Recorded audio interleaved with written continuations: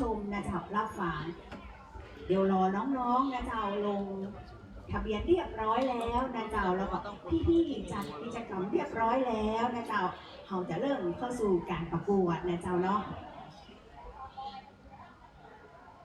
วันนี้นะเจ้ามีการประกวดอยู่2กิจกรรมตัวกันเจ้ากิจกรรมแรกเป็นกิจกรรมเล่าเรื่องเมืองจำตองเจ้าแถมกิจกรรมเป็นกิจกรรมฟอนเล่มกิจกรรมเล่าเรื่องเมืองจำตองเขามีทั้งหมดอยู่2รุ่นตัวกันนะเจ้ารุ่นแรกรุ่นประเกินชั้นประถมศึกษาปีที่3ถึงยกป.3 นะเจ้าอายุประเกิน10 ปีและรุ่นที่2ประเกินป.6 นะเจ้าอายุประเกิน13 ปีเจ้าพิธีกรนะเจ้าจะขอแจ้งเกณฑ์การตัดสินนะเจ้าของการกิจการเล่าเรื่องเมืองจำตองเนาะการเล่าเรื่องเมืองจำตองนะเจ้าจะให้เวลาทั้งหมดต่อคนนะเจ้าความยาวบ่เกิน7ความยาวไม่ต่ำกว่า7 นาทีแต่ว่าบ่เกิน10 นาทีต่อคนนะเจ้าในส่วนของคะแนนนะเจ้าจะขอชี้แจงดังต่อไปนี้เจ้ารวมทั้งหมด100 คะแนนที่จะได้จากคณะกรรมการนะเจ้ามีข้อมูลครบถ้วน30 คะแนนลีลาและน้ำเสียงแถม25 คะแนนบุคลิกท่าทางในการพูดนะจ๊ะพูดจาช้าๆนะจ๊ะยิ้มแย้มแจ่มใสคือแถม25 คะแนนเนาะการแต่งกายเหมาะสมก็นะจ๊ะวันนี้คือแถม10 คะแนนและเวลาอย่างที่เราพูดกันไปเจ้าบัต่ำกว่า7 นาทีและบ่เกิน10 นาทีที่แถม10 คะแนนนะเจ้าการตัดสินของคณะกรรมการชุดนี้ถึงเป็นที่สิ้นสุดนะเจ้าวันนี้เราได้รับเกียรติจากคณะกรรมการนะเจ้าผู้ซึ่งมีความรู้ความสามารถในเรื่องเมืองจำตองเป็นอย่างดีทั้ง3 ท่านเดี๋ยวสักครู่เราจะมีการแนะนำคณะกรรมการต่อไปนะเจ้าเนาะ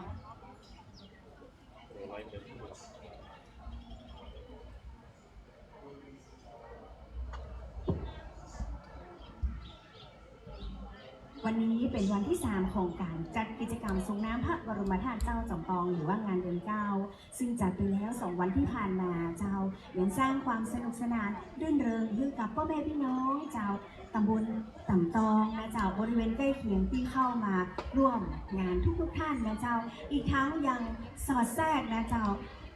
การศิลปะวัฒนธรรมนะเจ้าคือลูกคือหลานของเราได้เรียนรู้ได้ร่วมมีการทำบุญนะเจ้ามีจิตใจอันเป็นสุขนะเจ้าเมื่อได้ทำบุญเรียบร้อยแล้วนะเจ้าปีนี้ก็เหมือนกันเจ้าเขาได้รับพระราชทานน้ำสงฆ์จากพระบาทสมเด็จพระเจ้าอยู่หัวและสมเด็จพระเจ้าพระนางเจ้าพระบรมราชินีนะเจ้าเพื่อส่งน้ำพระบรมธาตุเจ้าจำปองในงานประเพณีส่งน้ำสมโภชพระบรมธาตุเจ้าจำปองงานเดือน9ของเรานะเจ้าหลายท่านนะเจ้าคงจะสงสัยว่าน้ำส่งพระราชทานนี่หมายความว่าอย่างไรเนาะพิธีกรจะขออธิบายเกินนะเจ้าว่าน้ำส่งพระราชทานนี่นะเจ้าหมายถึงน้ำที่พระมหากษัตริย์นะเจ้าประทานเพื่อใช้ในการประกอบพิธีการทางศาสนาหรือตามประเพณีสำคัญต่างๆปีนี้และทุกๆปีเราได้รับพระมหากรุณาธิคุณเหมือนเช่นทุกๆปีที่ผ่านมาเลยนะเจ้าต้องซึ่งเป็นสิ่งที่ดีงามนะเจ้าของคนอำเภอจำตองนะเจ้าที่ได้รับพระมหากรุณาธิคุณทุกๆปีที่ผ่านมาเหมือนกันเจ้าวันนี้ผมกับมันนวดนะตัวเองแล้วก็ได้ทำหัวสำหรับอีกกิจกรรมนะเจ้าตียังจะร่วมการแข่งขันในวันนี้คือกิจกรรมการฟ้อนเล็บเจ้ากิจกรรมการฟ้อนเล็บนี่นะเจ้าเขาจะแสดงเป็นทีมซึ่งทีมหนึ่งจะมีสักประมาณ8 ถึง 10 คนนะเจ้าการฟ้อนเล็บนะเจ้าสมัยก่อนเปิ้ลบอกว่าฟ้อนหน้าโคตานนะเจ้าเนาะเวลาเปิ้ลจะไปทำบุญที่ไหนนะเจ้ามันจะมีการฟ้อนเล็บนำขบวนโคตานก่อนที่จะเข้าสู่วัดที่เขาจะไปตามโคตานนั้นนะเจ้าเนาะการฟ้อนเล็บนะเจ้าถือเป็นศิลปะที่เป็นเอกลักษณ์ของคนเมืองของคนเหนือนะเจ้าจะแสดงส่วนมากก็คืออย่างที่ได้อู้ไปว่าฟ้อนเพื่อต้อนรับแขกบ้านแขกเมืองฟ้อนสมโภชในทางพระพุทธศาสนาเจ้าปีนี้การประกวดฟ้อนเล็บนะเจ้ายังเพื่อเป็นการเฉลิมฉลองประเพณีส่งน้ำพระบรมธาตุเจ้าสู่จำปองของเราโดยนะเจ้าวันนี้เรา ให้ทราบแล้วนะเจ้าว่าจำนวนผู้เข้าร่วมสมัครการฟ้อนเล็บก็มีเยอะเหมือนกันนะเจ้า ซึ่งถามว่าเป็นทีมยุวชนและเยาวชนอายุระหว่าง 10 ถึง 15 ปี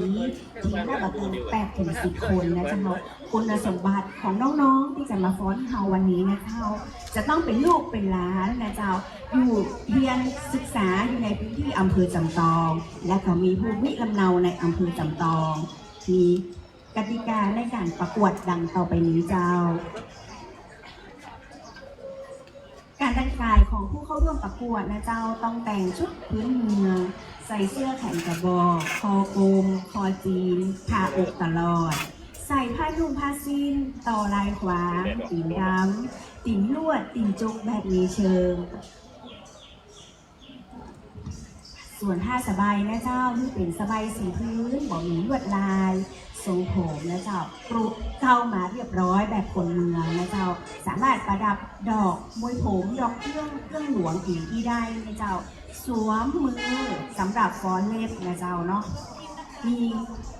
หลังจากที่มีข้อกฎเกณฑ์แล้วนะเจ้ายังมีข้อกำหนดเกี่ยวกับท่าฟ้อนโดยผู้เข้าร่วมการประกวดสามารถใช้ท่าฟ้อนแบบมาตรฐานหรือของกรมศิลปากรท่าฟ้อนแสดงถึงอัตลักษณ์ของคนเชียงใหม่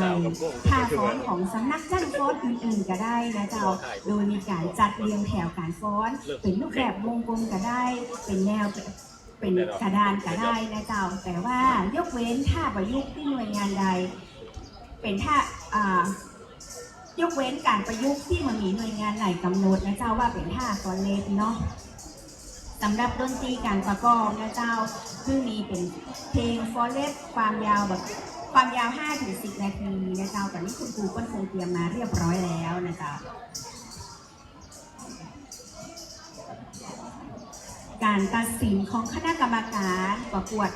การประกวดฟ้อนเล็บถือเป็นที่สิ้นสุดเหมือนกันเจ้าวันนี้เราจะได้รับเกียรติจากคณะกรรมการผู้มีความรู้ความสามารถผ่านหลายเวทีผ่านหลายการประกวดนะเจ้าเพื่อที่จะมาตัดสินน้องๆนะ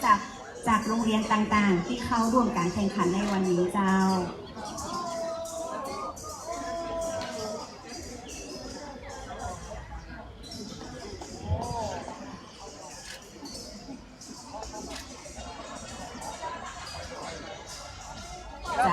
วันนี้น้องๆนะเจ้าได้รับกำลังใจจากพ่อแม่พี่น้องนะเจ้าจากผู้ใหญ่ใจดีทุกท่านนะเจ้าที่มาร่วมส่งกำลังใจส่งกำลังเชียร์ให้กับน้องๆที่ร่วมการประกวดในวันนี้ทั้ง2 กิจกรรมโดยเจ้า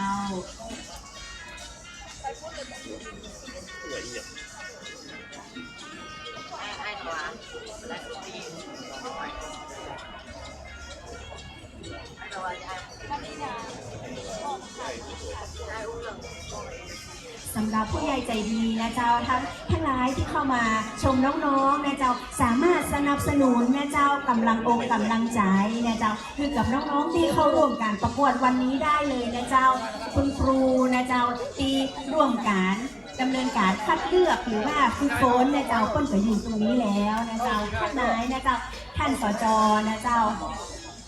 ท่านสจสมรนะเจ้า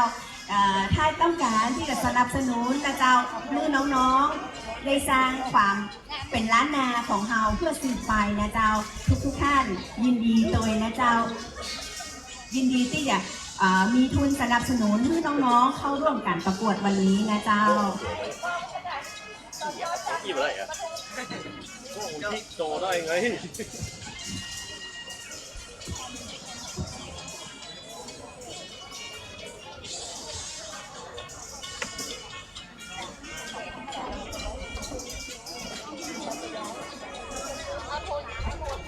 วันนี้นะเจ้าเราจะได้รับ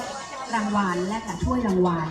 และยังมีรางวัลอื่นๆนะเจ้าจากผู้ใหญ่ใจดีที่จะมาเรื่อยๆนะเจ้าคือน้องๆแสดงนะเจ้าจนสุดความสามารถอยากตื่นเต้น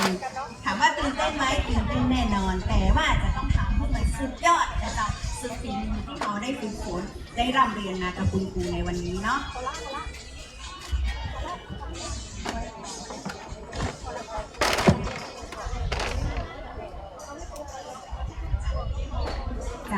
ขอขอบคุณท่านสจ.สมร แตงอ่อนนะเจ้าคนมาจากปทุมธานี นะเจ้าท่านก็เจ้าว่าวัฒนธรรมของอำเภอจำตองไม่ได้อยู่แค่คนในอำเภอจำตองอำเภออื่นจังหวัดอื่นเปิ้ลยังมีความชื่นชมและเปิ้ลยังใจดี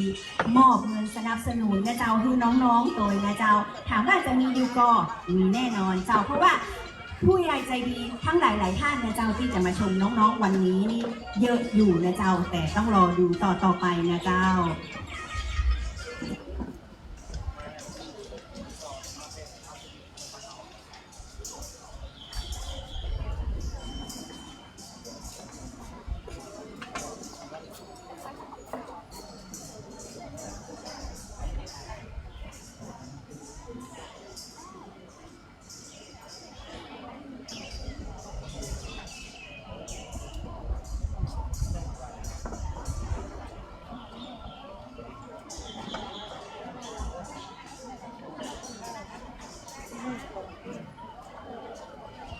เจ้าแล้วยังมีผู้ใหญ่ใจดีอีกท่านนะเจ้าท่านสสนรงค์นะเจ้าบุญที่วงศ์นะเจ้าถามว่าลูกหลานอำเภอจำตองต้องรู้จักท่านเป็นอย่างดีเจ้าท่านคอยสนับสนุนการศึกษานะเจ้าน้องๆอยู่เรื่อยๆนะเจ้าบอกว่าจากสถาบันไหนนะเจ้าวันนี้เปิดยังให้ทุนนะเจ้าสนับสนุนการประกวดในวันนี้โดยถามว่าประกวดในวันนี้ปีที่แล้วก็มีนะเจ้าการประกวดวันนี้ถือเป็นการประกวดที่จะได้แสดงนะเจ้าความรู้ความสามารถนะเจ้าการเล่าเรื่องของเมืองจำตองว่าน้องๆคนจำตองลูกพระธาตุเจ้าสีจำตองจะมีความรู้ความสามารถในเรื่องเมืองจำตองมากใดนะเจ้าขอเรียนเชิญนะเจ้าเก้าอี้ยังว่างอยู่สำหรับพ่อแม่พี่น้องนะเจ้าที่ต้องการเชียร์และให้กำลังใจน้องๆนะเจ้าเรียนเชิญตั้งหน้านี่เลยนะเจ้าส่วนเก้าอี้อันไหนที่มันแดดสามารถโคดเข้ามาตั้งห่มก็ได้เนาะเฮามาช่วยกันนะเจ้าช่วยส่งแรงเชียร์แรงใจให้กับน้องๆวันนี้ผู้เข้าร่วมการประกวดทั้งหมดหลายท่านอยู่นะเจ้าเนาะโค้ดทั้งหมดเลยนะครับช่วยกันเรื่องสามีสองยากมาก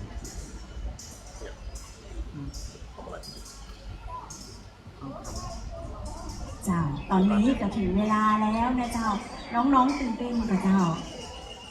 น้องๆอยู่ตั้งแน่นี่บอกว่าเอาเลยค่ะพี่น้องซ้อมมาดีละมาต้องกลัวแล้วมามีความตื่นเต้นนะเจ้ามีแต่กำลังใจ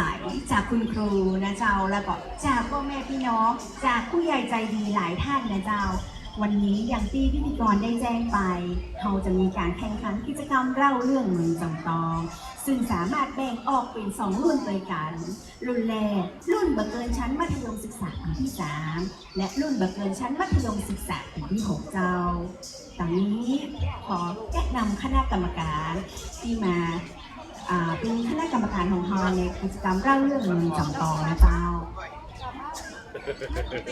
โอนกว่าเดิมเลยเนี่ยคณะกรรมการตัดสินประกวดเล่าเรื่องเมืองจำตองท่านมีความรู้ความสามารถในเรื่องเมืองจำตองเป็นอย่างสูงเจ้าวันนี้คณะกรรมการนะเจ้าเปิ้นใจดีเปิ้นให้เกียรตินะเจ้ามาเป็นคณะกรรมการที่ตัดสินให้น้องๆมีจำนวน3ท่านดังต่อไปนี้เจ้า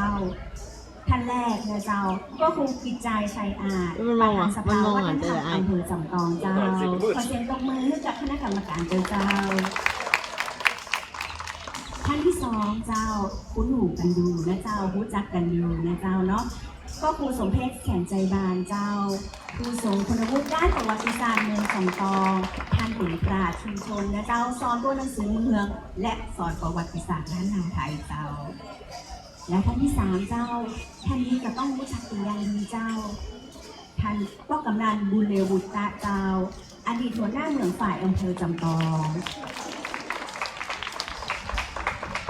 ทุกคนอาจจะสงสัยเจ้าว่าเป็นฝ่ายเมืองแล้วจะมีความรู้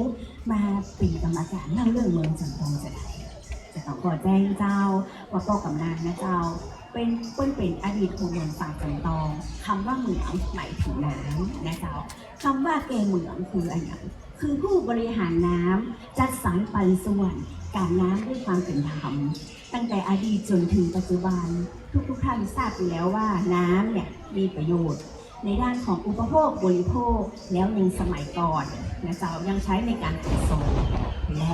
ท่านยังเป็นอดีตผู้นำชุมชนนะเจ้าที่มีความผูกพันกับอำเภอจำปองเป็นอย่างดีเนี่ยจะเหลือได้ว่าเจ้าวันนี้ทีมงานคณะกรรมการ มีความรู้เรื่องเมืองจำปองทุกท่านแน่นอนเจ้าแต่ว่าน้องๆที่ร่วมการแข่งขันหลายคนนั้นอาจจะสร้างความหนักใจให้กับกรรมการนะเจ้าเดี๋ยวเราจะพร้อมๆน้องๆพร้อมๆที่จะดำเนินการแข่งขันได้หรือยังเจ้าชุดแรกที่เราจะแสดงนะเจ้าหรือประกวดแข่งขันในวันนี้นะเจ้าจะเป็นน้องๆรุ่นไม่เกินชั้นประถมศึกษาปีที่ 3อายุ10 ปี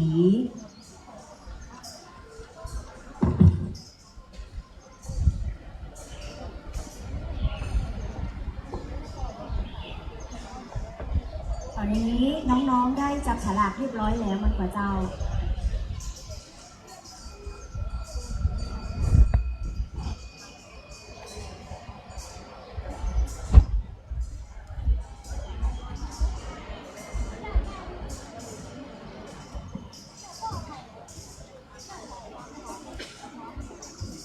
ตอนนี้นะเจ้าเฮาได้จับฉลากแล้วนะเจ้าว่าใครจะได้เล่าเรื่องเมืองจำปองคนแรกนะเจ้าขอเสียงตบมือให้กับน้องเด็กหญิงบุญญาดาบุญสุวรรณคนแรกของการเล่าเรื่องเมืองจำปองโดยเจ้า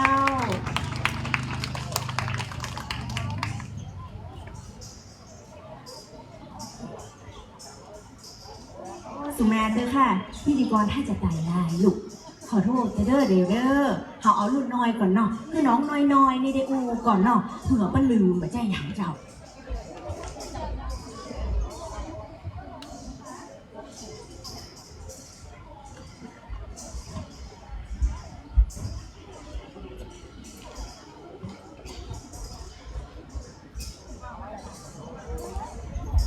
เอาน้องๆก่อนนะเจ้าพี่ต้องเสียสละพี่หันได้นะเจ้าเอาใหม่นะลูกเนาะป้าหันอยู่ว่าเบอร์ 1ตื่นเต้นขนาดบ่เป็นอย่างเจ้าได้ยินข่าวว่าผ่านมาหลายสนามด้วยกันสนามนี้บ่ใช่สนามแรกแน่นอนเนาะเจ้าเอาใหม่ทำกันนะเจ้าสุแมเจ้านะเจ้าเด็กหญิงภูริชยาปงลังนะเจ้าน้องจากโรงเรียนเทศบาลจอมทอง1ขอเสียงตบมือให้น้องโดยเจ้า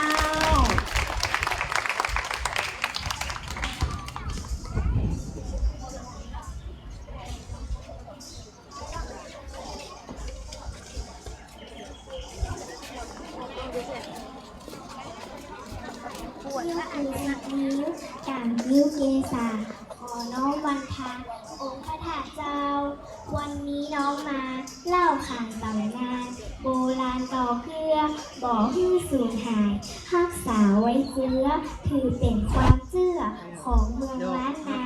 เจิญมาพี่น้องเจิญฟังกำปูจ๋าเจิญพี่น้องมาฟังกันนัก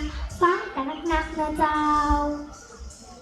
สวัสดีเจ้าน้องจื่อเด็กหญิงภูริชยาปงลังกาอยู่ชั้นประถมศึกษาปีที่ 3โรงเรียนเทศบาลจอมตองชุมชนบ้านขวงเปาเหนือเจ้าวันนี้น้องจะมาเล่าขานตำนานด้วยพระธาตุเจ้าจอมตองม่วนจะได้เจอถ้าฟังได้แล้วเจ้าดอยจอมตองมีสันฐานเป็นภูเขาดินสูงคล้ายหลังเต่าทองในสมัยนั้นมีเมืองหนึ่งชื่อว่าเมืองอังครักษะ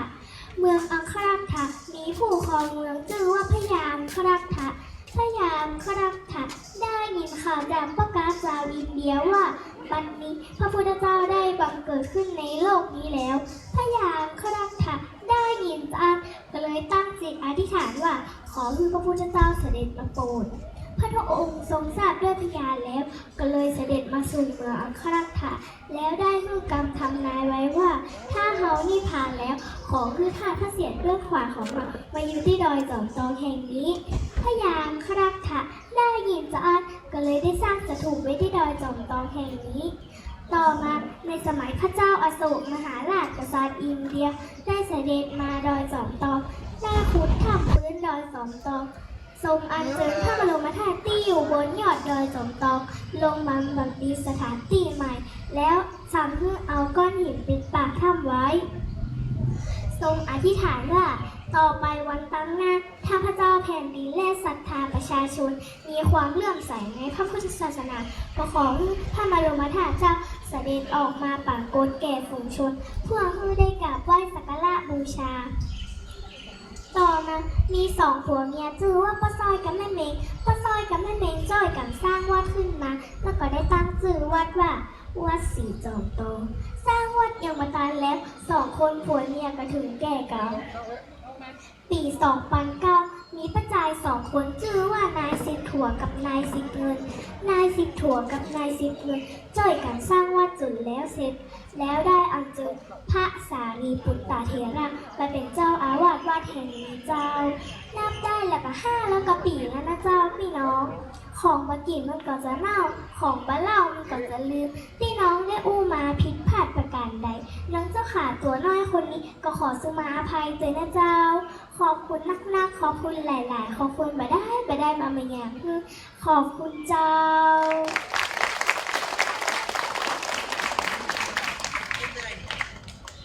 จบไปแล้วนะเจ้าสำหรับหมายเลขหนึ่งเด็กหญิงภูริชยาปงลังกา เก่งกว่าเจ้า ขนาดคนที่หนึ่งยังเก่งใจอีนะเจ้า เดี๋ยวเราลองดูคนที่สองคนที่สามต่อไป กรรมการจะโอ้ยวันนี้มีลูกหลานคนจำตองก็คนเก่งๆหมด ฝึกเมินก็ลูกป้ายังจำมาได้นะ เก่งแต่เจ้า ขอเรียนเชิญลำดับที่สองนะเจ้า เด็กหญิงการธาดาล่าทรงสิทธิ์จากโรงเรียนสีจำตองของเราเจ้า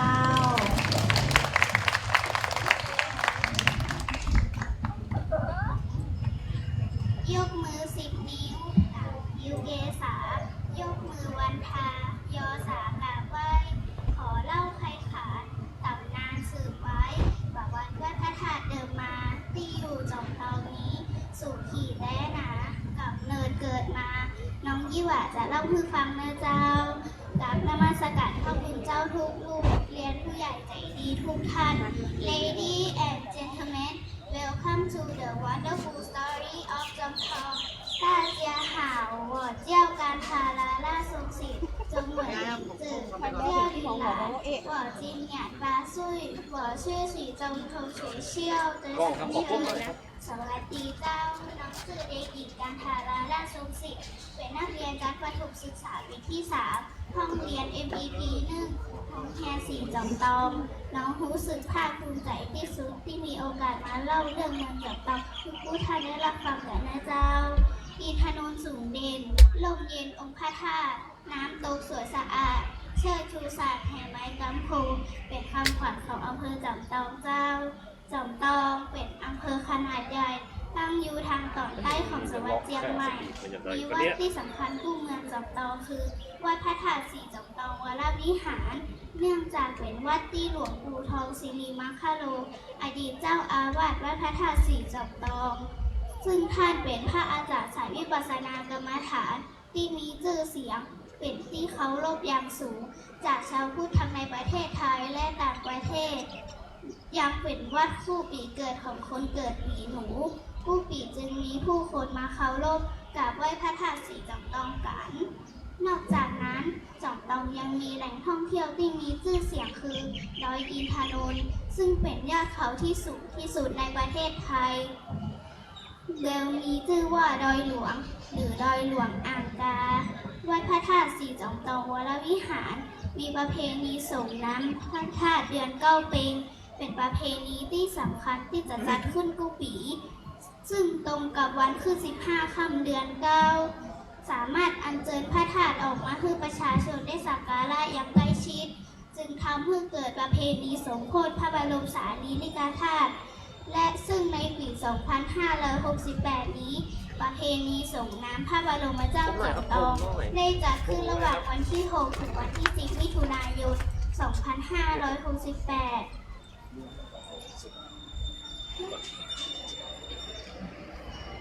และในวันที่ 10 มิถุนายน 2568 จะมีพิธีส่งน้ำพระราชทานและแห่ขอทานเข้าวัด วัดพระธาตุสีจอมตองเดิมที่ตั้งอยู่ อยู่บนเนินเขาน้อยๆคล้ายจอมปลวกหรือหลังเต่ามีป่าไม้ทองกาวและทองหลางอยู่บนเนินจึงฮ้องว่าดอยจอมตอง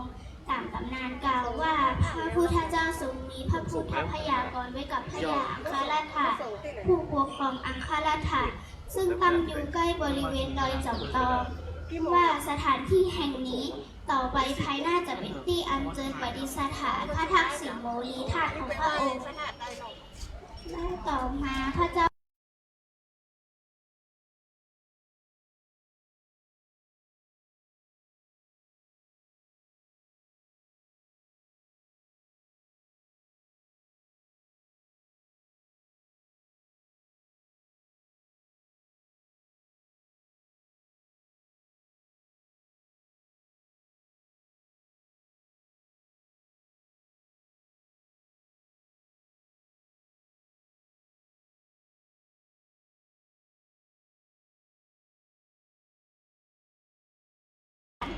และในสุดทางราชการก็ได้ก่อตั้งอำเภอขึ้นชื่อว่าอำเภอจอมตองซึ่งใจชื่อเรียกตามตำนานวัดพระธาตุสีจอมตองวรวิหาร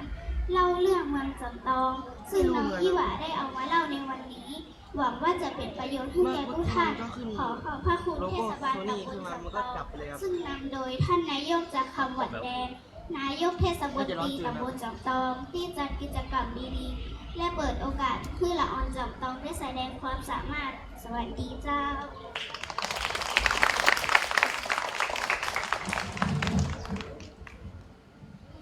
หมายเลข2ผ่านไปแล้วนะเจ้าเล่าเรื่องเมืองจอมตองน้องยี่หวานะเจ้าดึงมาจากโรงเรียนบ้านเด็กนะเจ้าเนาะน้องยี่หวา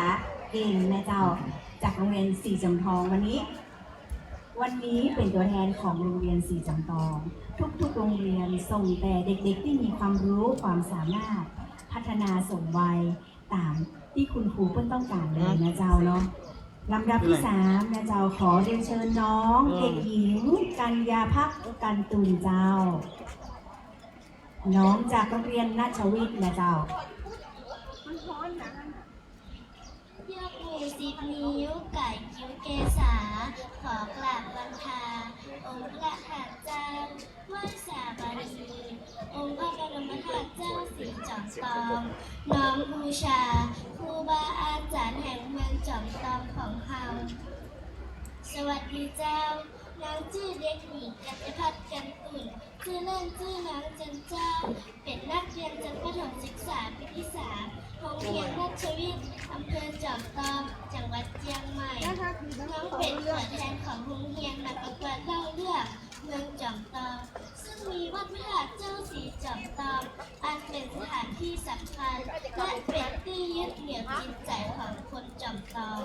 เนื่องในงานประเพณีส่งน้ำพระบรมธาตุเจ้าสีจอมตอง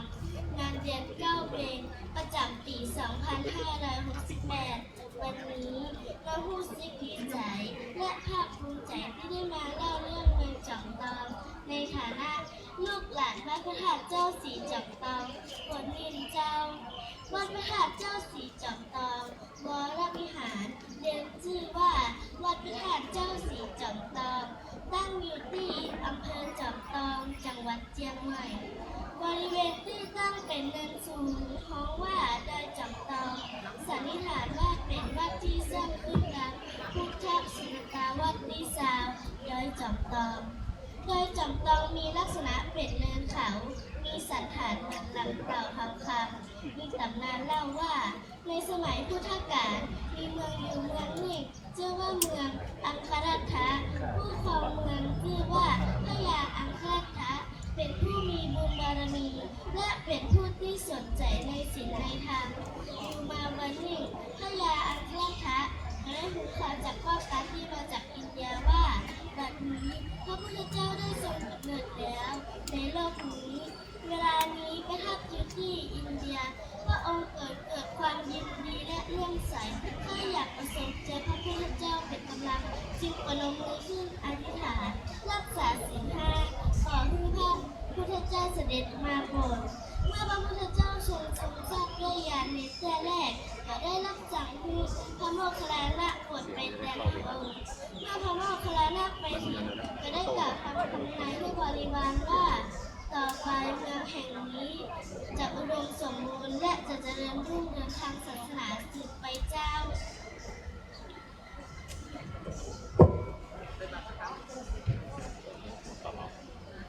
พระยาพระพระยังเลื่อนสายที่จะถวายทานแก่พระพุทธเจ้าจึงประนมมือขึ้นอธิษฐานเมื่อพระพุทธเจ้ามูด้วยญาณแล้วก็ได้เสด็จมายังเมืองอันครักษะเมื่อแสดงธรรมเสร็จก็ได้กล่าวพยานไว้ว่าเมื่อเรานิพพานแล้วท่านก็เสียเบื้องขวัญของเราจะมาปฏิบัติหน้าที่จับตาและเสด็จปิ่งไปส่วนพระยาอันคันทะได้ทรงสดับผ้าดำรันที่ตัดไว้แล้วได้รับสั่งให้สร้างสถูปไว้บนยอดดอยจอมทองด้วยหวังว่าจะเป็นที่ประดิษฐานของพระบรมธาตุตามที่ทรงพยากรณ์ไว้การล่วงมาถึงราชสมัยพระเจ้าอโศกมหาราชกษัตริย์อินเดียเสด็จสู่ดอยจอมทองและคุณผู้หูเปิดอุโมงค์พื้นใต้ดอยจอมทองและอธิษฐานไว้ว่าต่อไปข้างหน้าขอให้พระเจ้าแผ่นดินและศรัทธาประชาชนมีความเลื่อมใสทางศาสนาขอให้พระบรมธาตุเสด็จออกมาแก่ฝูงชนในการต่อมาพ่อซอยแม่เมย์สองผัวเมียบ้านอยู่ใกล้กับดอยจอมทองได้เริ่มสร้างเป็นวัดขึ้นและชื่อว่าวัดสีจอมทองการสร้างวัดมาแล้วจึงเป็นแก่กลางไปต่อมามีผู้ชายสองคนชื่อว่าสิบเงินและสิบถัวได้ช่วยกันบูรณะวัดวิหารจบเสร็จในรัชกาลพระธรรมปัญโยเทระเป็นเจ้าอาวาสมีตาประขาวคนยิ่งได้เกิดนิมิตฝันว่าเทวดาบอกว่าใต้พื้นวิหารนี้มีพระบรมธาตุของพระพุทธเจ้าอยู่พระ เขาโค้งมาเลย ตาประขาวคนนั้นก็ได้ไปเล่าให้เจ้าอาวาสฟังเจ้าอาวาสได้ทำการอธิษฐานว่าถ้าดังความฝันมีจริงนั้นขอให้พระบรมธาตุออกมาเสด็จในเมื่อข้าพเจ้ายังมีชีวิตอยู่นี้เถิดเมื่อในอธิษฐานเสร็จในการต่อมาได้พบพระบรมธาตุอยู่ในช่องใจกลางของพระเกศโมลีของพระพุทธรูปซึ่งตั้งอยู่ภายในวิหารนั้นจึงได้เก็บรักษากันไว้บูชาจนถึงความพระเมืองแก้วเจ้าผู้ครองนครเมืองเชียงใหม่ได้ทรงทราบรับสั่งสร้างวิหารจตุรมุขและก่อปราสาทไว้ภายในนั้นและอัญเชิญพระบรมธาตุเข้าไปประดิษฐานก่อพยานไว้พระบรมธาตุจึงได้เก็บรักษาจนถึงกลางปัจจุบัน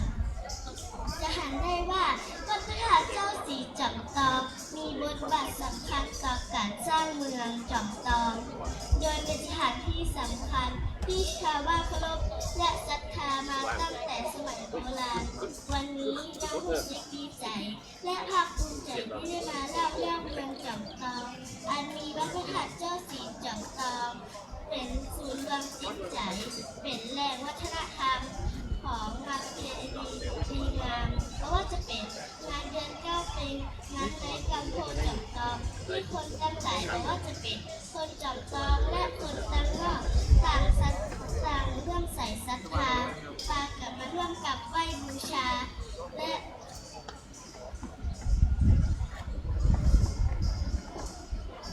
ทำให้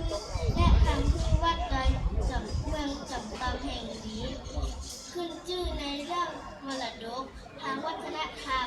และความเจริญรุ่งเรืองทางศาสนาสืบไปเจ้าขอลาก่อนแล้วเจ้าแก้วแววใสจะขอลาไปประกาศวันหน้าขอบคุณเจ้า ตอนนี้นะเจ้าท่านผู้ใหญ่ใจดีนะเจ้าคุณพ่อดำรงปู่อินทิโอนนะเจ้าขอมอบรางวัลสนับสนุนนะเจ้าคือน้องๆทั้ง3ท่านที่ดำเนินการแข่งขันเต็มที่นะเจ้า ขอบคุณคุณพ่อนรงค์เป็นอย่างสูงนะเจ้าสิ่งที่จะสร้างขวัญและกำลังใจและส่งเสริมทางด้านการศึกษาของน้องๆต่อไปเจ้าขอขอบคุณเจ้า ขอเสียงตบมือให้คุณพ่อนรงค์กำเจ้าขอบคุณเจ้าขอบคุณเจ้าลาดเจ้า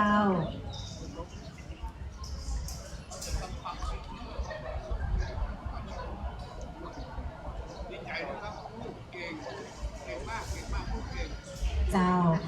การที่เขาประกวดมาแล้วนะเจ้าบอกว่าจะเป็นสถานศึกษาจากสถาบันของภาครัฐและก็ภาคเอกชนนะเจ้า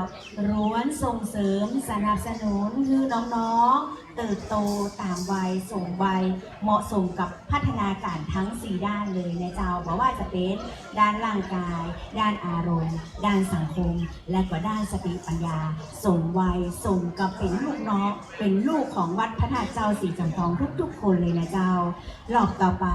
จะเป็นรอบของคนใหญ่อ้ายใหญ่ขึ้นมาแถมน้อยหนึ่งนะเจ้าน้องๆบักเกินชั้นประถมศึกษาปีที่6รุ่นบักเกินอายุ13 ปีคนแรกรู้แล้วว่าจะต้องได้อู้คนแรกพร้อมก่อครับคนแรกไม่ยิงหัวใจเดี๋ยวก่อนเนอะคนแรกเป็นเด็กหญิงนะเจ้าน้องบุญญาดาบุญสุวรรณเจ้าขอเสียงตบมือให้กับน้องๆตัวเจ้าอันนี้เป็นรุ่นที่2นะเจ้ารุ่นพี่ป .6 ไม่เกินป .6 เนาะลูกเนาะเรียนเชิญเลยเจ้า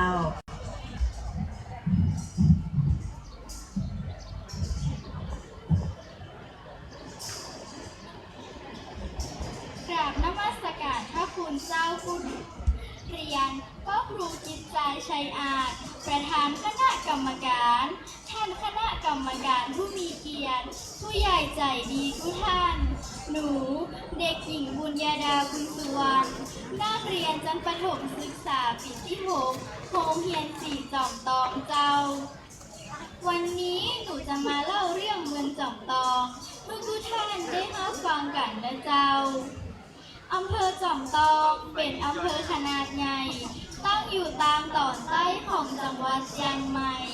มีประวัติความเป็นมายาวนานกว่า120 ปีมีศักยภาพในการพัฒนาสูงมีทรัพยากรธรรมชาติที่อุดมสมบูรณ์สวยงามมีวัฒนธรรมประเพณีที่ดีงามและมีผู้คนนับล้านเดินทางมาแอวในแต่ละปี แต่น้อยคนที่จะรู้จักอำเภอแห่งนี้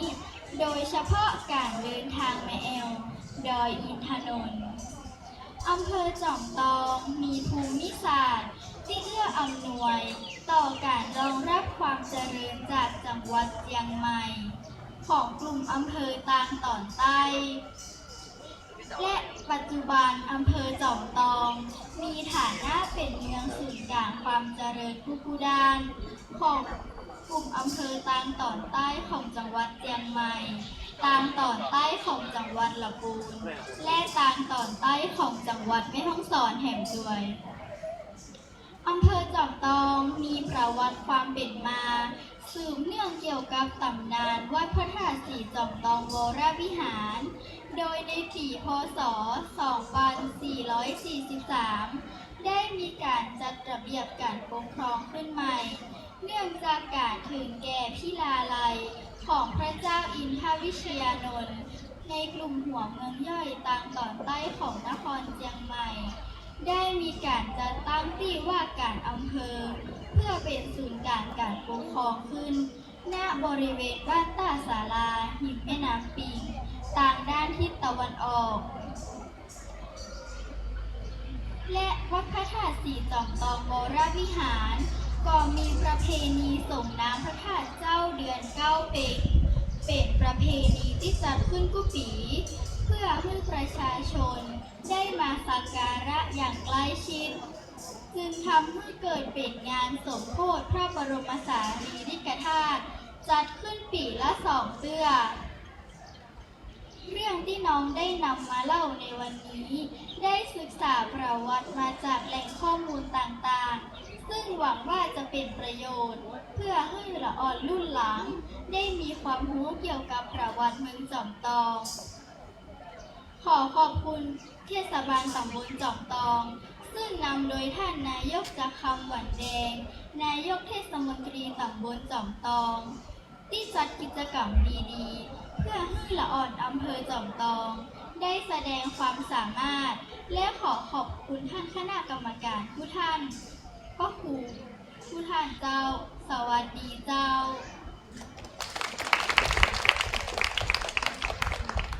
คนแรกนะเจ้าของพี่ๆยังรู้สึก เป็นที่นักใจของคณะกรรมการทั้งสามท่านของเจ้าเมาหัวเพราะว่ากิ่งกู้ควรมันก็เจ้า ลูกหลานของคนจำตองกิ่งกู้ควรจะได้มานั่งคือว่ากรรมการจะลาออก เอาให้หมดบอกค่ะ ได้บอกค่ะบอกต่อ วันนี้เขาจะต้องถูกเฟ้นนะเจ้าสำหรับที่1ที่2แล้วก็ที่3เจ้า คนที่2พร้อมหรือยังเจ้าลูกพร้อมแล้วเจ้าได้ยินคุณแม่บอกว่าพร้อมแล้วต้องพร้อมกันนอกบอกพร้อมมาได้นะเจ้าขอเชิญเด็กหญิงสิรัญญาพงวุฒิเจ้าพงวัตถุเอาใหม่เนาะขอเรียนเชิญเด็กหญิงสิรัญญาพงวัตถุเจ้าน้องจากโรงเรียนศรีจอมทองเจ้าเสียงตบมือให้กับน้องๆตัวนะเจ้า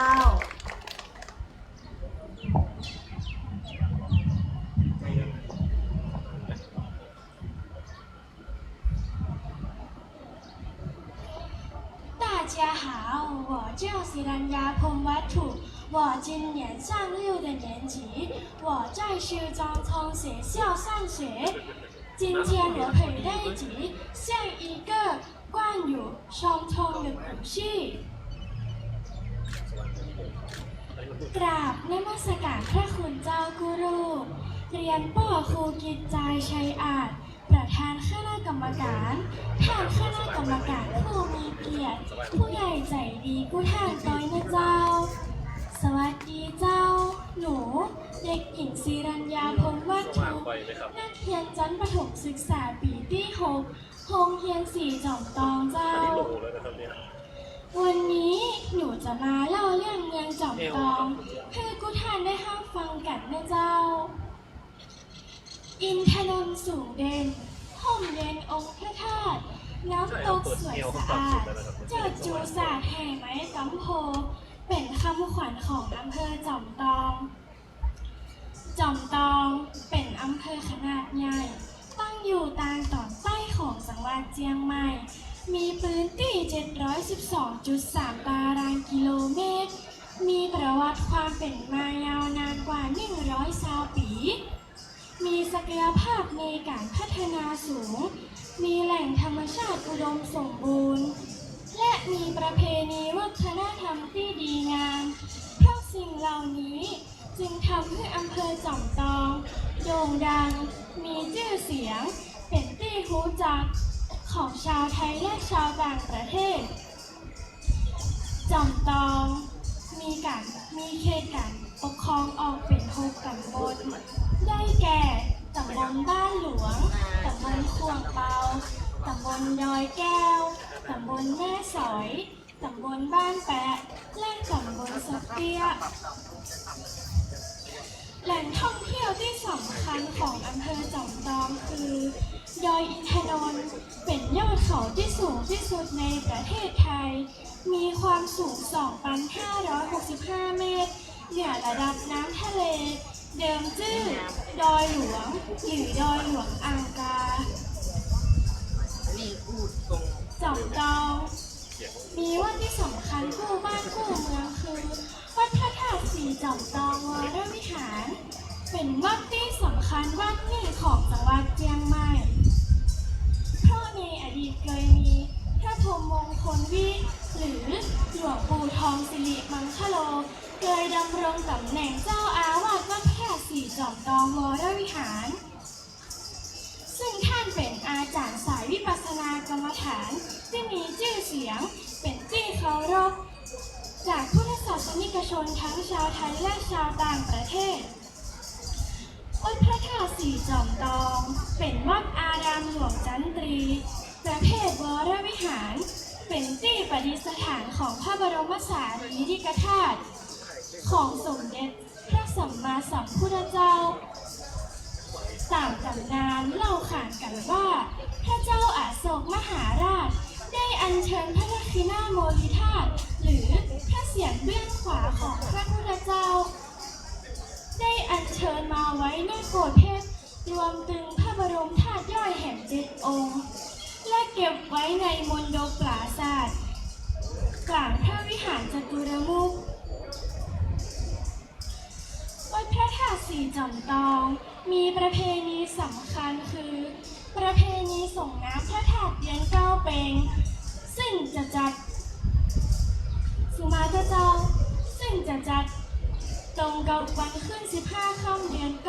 9ตามปฏิทินเหนือของผู้ปีจะมีพิธีอัญเชิญพระธาตุออกมาให้ประชาชนได้สักการะกราบไหว้อย่างใกล้ชิดจึงเป็นประเพณีสมโภชพระบรมสารีริกธาตุจะมีพิธีอัญเชิญออกมาปีละ2 เตื้อเพื่อแสดงถึงความศรัทธาของประชาชนทั้งใกล้และไกลนอกจากนี้ภายในงานยังมีการแสดงต่างๆที่จัดขึ้นเพื่อแสดงถึงความเป็นวัฒนธรรมแห่งล้านนาคือการแสดงซอพื้นเมืองการประกวดร้องเพลงการจัดนิทรรศการภาพเก่าของวัดและมีการแสดงอื่นๆแห่งมากมายเล่าเรื่องเมืองจอมทองซึ่งน้องได้นำมาเล่าในวันนี้ได้ศึกษาประวัติความเป็นมาจากแหล่งข้อมูลต่างๆแถมเติมได้อู้คุยกับผู้อาวุโสในหมู่บ้านเล่าเรื่องเมืองจอมทองของน้องในวันนี้น้องจะหวังว่าจะเป็นประโยชน์และอาจจะนำไปเผยแพร่ในสถานศึกษา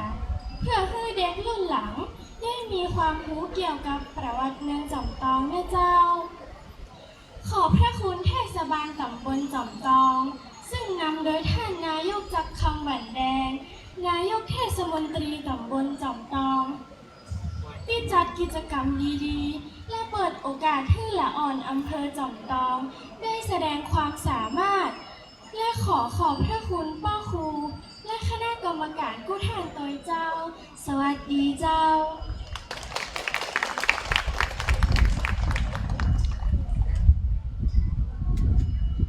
เจ้าสอบผ่านไปแล้วนะเจ้าน้องๆพี่ๆไม่เกินป .6 นะเจ้าผ่านไปแล้ว2 รายนะเจ้านี่คือแบบอย่างที่ดีนะเจ้าของบุตรหลานของคนอำเภอจอมทองของเฮานะเจ้าที่มีความกล้าแสดงออกการมีสติปัญญามีความจำนะเจ้าที่จะมาแสดงความสามารถให้กับพ่อแม่พี่น้องนะเจ้าคนอำเภอจอมทองคือเป็นที่เชิดชูต่อไปนะเจ้าเนาะขอเรียนเชิญนะเจ้าน้องคนที่3หลังจากที่เราฟังเสียงน้องผู้หญิงใสๆแล้วนะเจ้าเรามาฟังเสียงน้องผู้ชายพ่องขอเชิญน้องเด็กชายภูตะวันพรหมจันทร์เจ้า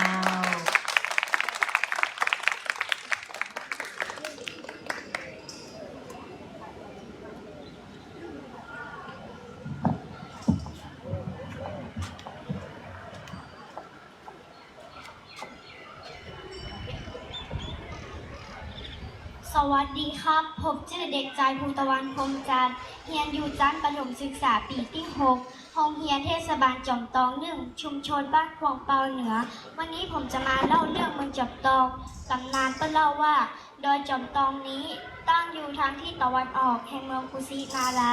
ทางที่ตะวันออกเฉียงเหนือแห่งดอยจอมทองนี้มีเมืองหนึ่งชื่อว่าเมืองอังครักษะมีแม่น้ำไหลผ่านชื่อว่าละเมฆนาทีหรือแม่น้ำปิงของเฮาครับดอยม่อนนี้มีสันฐานเป็นหลังเต่าทองคำเจ้าผู้ครองเมืองชื่อว่าพระยาอังครักษะทรงเป็นผู้มีบุญบารมีอาณาเดชามาก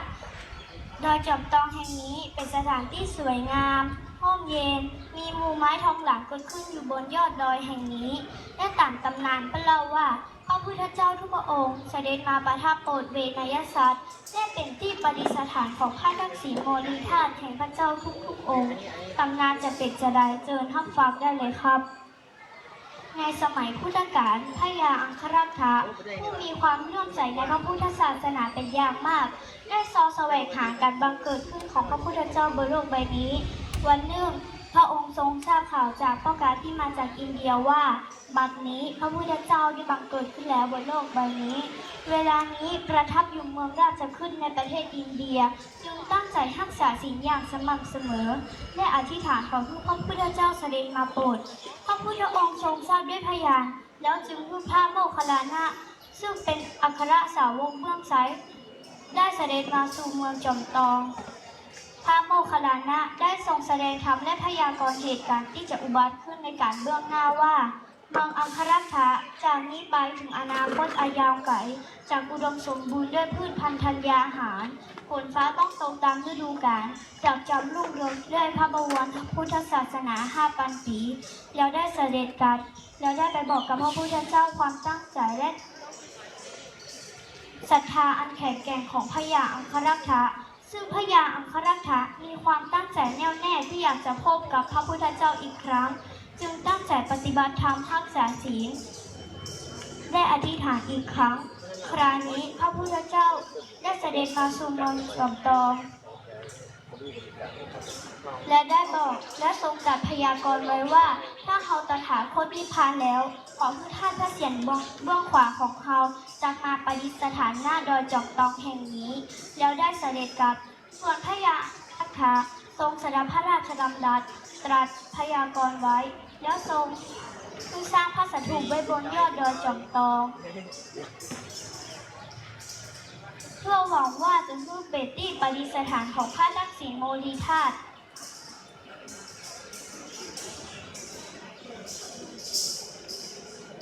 การล่วงมาถึงรัชสมัยพระเจ้าอโศกมหาราชกษัตริย์อินเดียได้เสด็จมาสู่ดอยตองได้ขุดถ้ำใต้พื้นดิน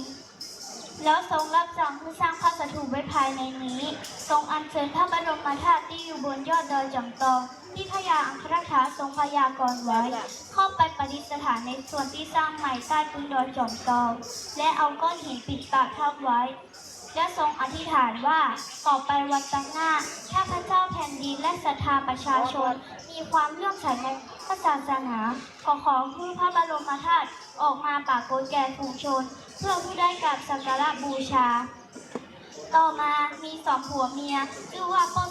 แม่เมงก็ได้ช่วยกันสร้างวัดแล้วใจชื่อว่าวัดศรีจอมตองการสร้างวัดอย่างแบบแล้วดีพ่อซอยกับแม่เมงก็ถึงแก่กรรมไปแห่งบ่เมินก็มีป้าจาย2 คนชื่อว่า10 เงินกับ10 ถั่วได้มาบูรณะวัดเมื่อจนเสร็จแล้วได้อาราธนาพระสารีปุตตเถระขึ้นมาเป็นเจ้าอาวาสครับเป็นจะได้ท่องครับตำนานเรื่องเล่าเมืองจอมตองที่อยู่คู่กับวัดพระธาตุศรีจอมตองมาเป็นยาวนานในด้านประวัติศาสตร์อำเภอจอมตองก็มีความสำคัญบ่แพ้กันครับนับตั้งแต่สมัยพญามังรายซึ่งเป็นกษัตริย์ผู้ก่อสร้างอาณาจักรล้านนาจอมตองถือเป็นจุดยุทธศาสตร์สำคัญในการติดต่อและศาสนาจนพัฒนามาเป็นชุมชนเมืองที่มีความเข้มแข็งจอมตองไม่ได้มีเรื่องเล่ายังมีสถานที่ท่องเที่ยวที่สำคัญบอกว่าจะเป็นน้ำตกแม่ยะน้ำตกแม่กลางน้ำตกวชิรทานอุทยานแห่งชาติดอยอินทนนท์และยังมีประเพณีที่สำคัญบอกว่าจะเป็นประเพณีส่งน้ำพระธาตุเดือน5 เปงเดือน9 เปงประเพณีแห่ไม้กำโพและประเพณีปีใหม่เมืองเพื่อผู้ลูกหลานได้กลับบ้านมาร่วมทำบุญอย่างพร้อมเพรียงกันครับเป็นจะได้พ้องครับที่ผมอู้มาถ้าผิดพลาดประการใดก็ขอสุมาอภัยด้วยนะครับขอบคุณครับเจ้าจบไปแล้วนะเจ้าของน้องเด็กชายภูตะวันพรหมจันทร์เนาะเจ้าเนาะ เด็กๆทุกคนมีความเก่งอยู่ในตัวอยู่แล้วนะเจ้าเนาะคุณครูเปิ้นกะฝึกฝนเฟ้นมานะเจ้าเพื่อที่จะเอามาเล่านะเจ้าคือพ่ออุ้ยแม่อุ้ยพ่อแม่พี่น้องของคนจำปองอยู่บริเวณใกล้เคียงที่ต้องการทราบนะเจ้าประวัติความเป็นมาของเมืองจำปองที่เกี่ยวกับวัดพระธาตุเจ้าสีจำปองของเราจะได้ท่องลำดับต่อไปลำดับที่5พร้อมหรือยังเจ้าน้องๆพร้อมแล้วกรรมการพร้อมหรือยังเจ้ากรรมการก็พร้อมสุดยอดเพราะว่ารุ่นนี้มีแข่งทั้งหมด14คนนะเจ้าเนาะกรรมการบอกว่าวันนี้หนักใจขนาดเลยเดี๋ยวจะส่งกรรมการขึ้นไปประกวดแข่งกันละอ่อนก็เข้าหัวเจ้าขอเรียนเชิญนะเจ้าเด็กหญิงนัทปภาตุ่นชัยเจ้าจากโรงเรียนสีจำปองเหมือนกันเจ้า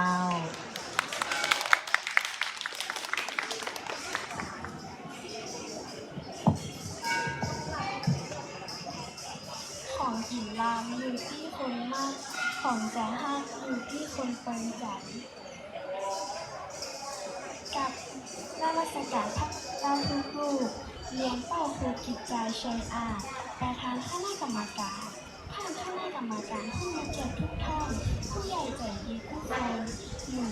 เด็กหญิงนัทปภาตุลชัยนักเรียนชั้นประถมศึกษาโรงเรียนสีจำปองวันนี้หนูจะมาเล่าต่อวัดพระธาตุสีจำปองวัดพระธาตุสีจำปองเป็นพระอารามหลวงจำปีเดิมชื่อเจ้าสีจำปองวัดพระธาตุสีจำปองตั้งอยู่บนถนนเชียงใหม่ฮอดหมู่2ตำบลบ้านหลวงอำเภอเตาจังหวัดเชียงใหม่วัดพระธาตุสีจำปองห่างจากตัวจังหวัดเชียงใหม่ประมาณ58 กิโลเมตรวัดพระธาตุสีจำปองวรวิหารเป็นพระอารามหลวงจำปีชนิดวรวิหารตั้งแต่ปีพุทธศักราช 2506 บริเวณที่ตั้งเป็นงานดินสุกประมาณ 10 เมตร ในอดีตเรียกกันว่าดอยจำปองประวัติสันนิษฐานเป็นวัดที่สร้างขึ้นในราวพุทธศตวรรษที่3แต่จากราชทานศิลปกรรมสิ่งก่อสร้างต่างๆภายในวัดปรากฏให้เห็นเป็นลักษณะทางศิลปกรรมภายหลังพุทธศตวรรษที่3ซึ่งเป็นห่วงระยะยุคฟื้นฟูจังหวัดเชียงใหม่ มีสันฐานภูเขาสูงจากพื้นที่ราบมีเมืองหนึ่งชื่อว่าเมืองอังคารัตถะผู้ครองเมืองนั้นชื่อว่าพระยาอังคารัตถะพระยาอังคารัตถะได้ข่าวจากพ่อค้าที่อินเดียว่าบัดเดี๋ยวนี้พระพุทธเจ้าบังเกิดขึ้นแล้ว เวลานี้ประทับอยู่ในประเทศอินเดียพระยาอังคารัตถะทราบข่าวจึงอธิษฐานว่าขอให้พระพุทธเจ้าทรงเสด็จสู่หน้าดอยจำปองด้วยเถิดพระพุทธเจ้าได้ทราบข่าวด้วยพยานแล้วจึงโปรดสู่ดอยจำปองและทรงแสดงธรรมไว้ว่า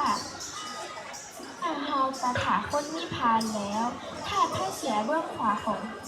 จากเสด็จอยู่หน้าดอยจำปองแห่งนี้ส่วนพระยาอังคารัตถะได้รับสั่งที่สร้างสถูปไว้บนยอดดอยจำปองกักมาถึงรัชสมัยพระเจ้าอโศกกษัตริย์อินเดียได้เสด็จสู่ดอยจำปองและได้ขุดคูหาอุโมงค์ใต้พื้นดอยจำปองและได้เชิญพระบรมธาตุที่พระยาอังคารัตถะสร้างบนยอดดอยจำปองมาไว้ที่คูหาแห่งนี้ปีพุทธศักราช 1994พ่อชักแม่เมงสองสามีภรรยาตั้งอยู่ใกล้กับดอยจำปองได้สร้างวัดขึ้นและได้วัดชื่อว่าวัดสีจำปองแต่วัดยังสร้างแบบไปดีพ่อชายแม่เมงได้ถึงแก่กรรมไปก่อนพุทธศักราช 2009 มีชาย2 คนชื่อสิบเงินและสิบเงินและสิบถัวได้ช่วยกันบูรณะวัดต่อและได้ก่อสร้างวิหารย่าขาขึ้นหลังหนึ่งจนเสร็จ และได้อาราธนาพระเสรีอุตตาเถระมาเป็นเจ้าอาวาสพุทธศักราช 2042 ตอนที่พระธรรมปัญโยยังเป็นเจ้าอาวาสมีตาประหาคนหนึ่งเกิดนิติฝันว่ามีเทวดามาบอกว่าใต้พื้นดอยจำมีพระบรมธาตุออกมาประชาชนกราบไหว้สักการะบูชาตาประหาไปเล่าความฝันให้เจ้าอาวาสฟังเจ้าอาวาสจึงอธิษฐานว่าหากเป็นจริงดังฝันขอพึ่งพระบรมธาตุออกมาวันขึ้นได้พบพระบรมธาตุอยู่ช่องใจกลางพระเกศโมลีธาตุในวิหารและได้เก็บรักษาต่อมาวัดพระธาตุสีจำลองวรวิหารพิธีส่งน้ำเลี้ยงเก้าเปงหรือที่รู้จักกันในชื่อเม็ดเก้ามีพิธีอัญเชิญพระบรมธาตุออกมาให้ประชาชนได้กราบไหว้สักการะบูชาอย่างใกล้ชิดจึงทำให้เกิดประเพณีสมโภชพระสายนิกธาตุปีละ2 เตี้ยเพื่อแสดงความศรัทธาต่อประชาชนทั้งใกล้และไกลสืบทอดมาช้ากว่า100 ปีเล่าเรื่องประวัติวัดพระธาตุสีจำลองซึ่งน้องได้นำมาเล่าในวันนี้ได้ศึกษาประวัติมาจากแหล่งข้อมูลต่างๆอีกทั้งได้พูดคุยกับผู้อาวุโสจึงหวังว่าจะเป็นประโยชน์และอาจจะนำไปเผยแพร่ในสถานที่ศึกษาเพื่อที่เด็กรุ่นหลังได้มีความรู้เกี่ยวกับประวัติธาตุสีจำลองขอขอบคุณสบานจำบลจำตองซึ่งนำโดยท่านนายกจากคำบันแดงนายกเทศมนตรีตำบลจำตองจัดกิจกรรมดีๆเพื่อเด็กในอำเภอจำตองได้แสดงความสามารถขอขอบคุณท่านคณะกรรมการขอบคุณพระเจ้าขอบคุณค่ะ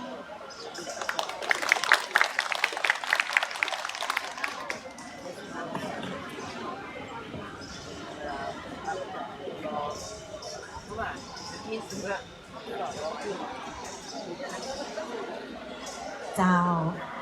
เสร็จสิ้นไปแล้วนะเจ้าตอนนี้คนที่5มันก่อนเนาะคนที่5คนต่อไปจะเป็นคนที่5พิธีกรของงงตอนนี้ แสดงว่าพ่อแม่พี่น้องที่มาเชียร์ฟังและมันก็ค่ะอู้ผิดมาได้นะแม่นก็ฟังละออนแสดงว่าวันนี้จะต้องได้รับความรู้จากน้องๆลูกๆหลานๆของเราเป็นอย่างดีนะเจ้าเนาะอันดับต่อไปเจ้าจะเป็นเด็กหญิงนิชกุลหมื่นจีน้องมาแล้วนะเจ้าจากโรงเรียนนัชวิทย์นะเจ้าขอเรียนเชิญเจ้า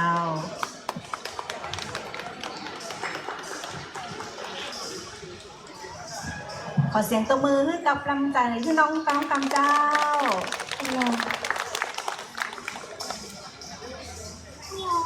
ขาวันตากราบน้อมมือต่างดอกซ้อมถูกใต้เตียนสีขอบนอบน้อมกอมเก้าเกสีทักขินะโมลิองค์พระธาตุเจ้าอังครัตถาพญาเฝ้ามาเหินนานเนายิ่งแล้วก้อยฟังเตอหนาแม่ลาแถวแต่งใจทองแถวก้อยจมไข่บดเก้าเงื่อนเงาปฐมแห่งพระบรมสมตองถาดเจ้าไหว้สาปารมี องค์พระบรมธาตุเจ้าจำตองน้องบุญครูบาอาจารย์แห่งนครเมืองจำตองบ้านเฮาสวัสดีเจ้า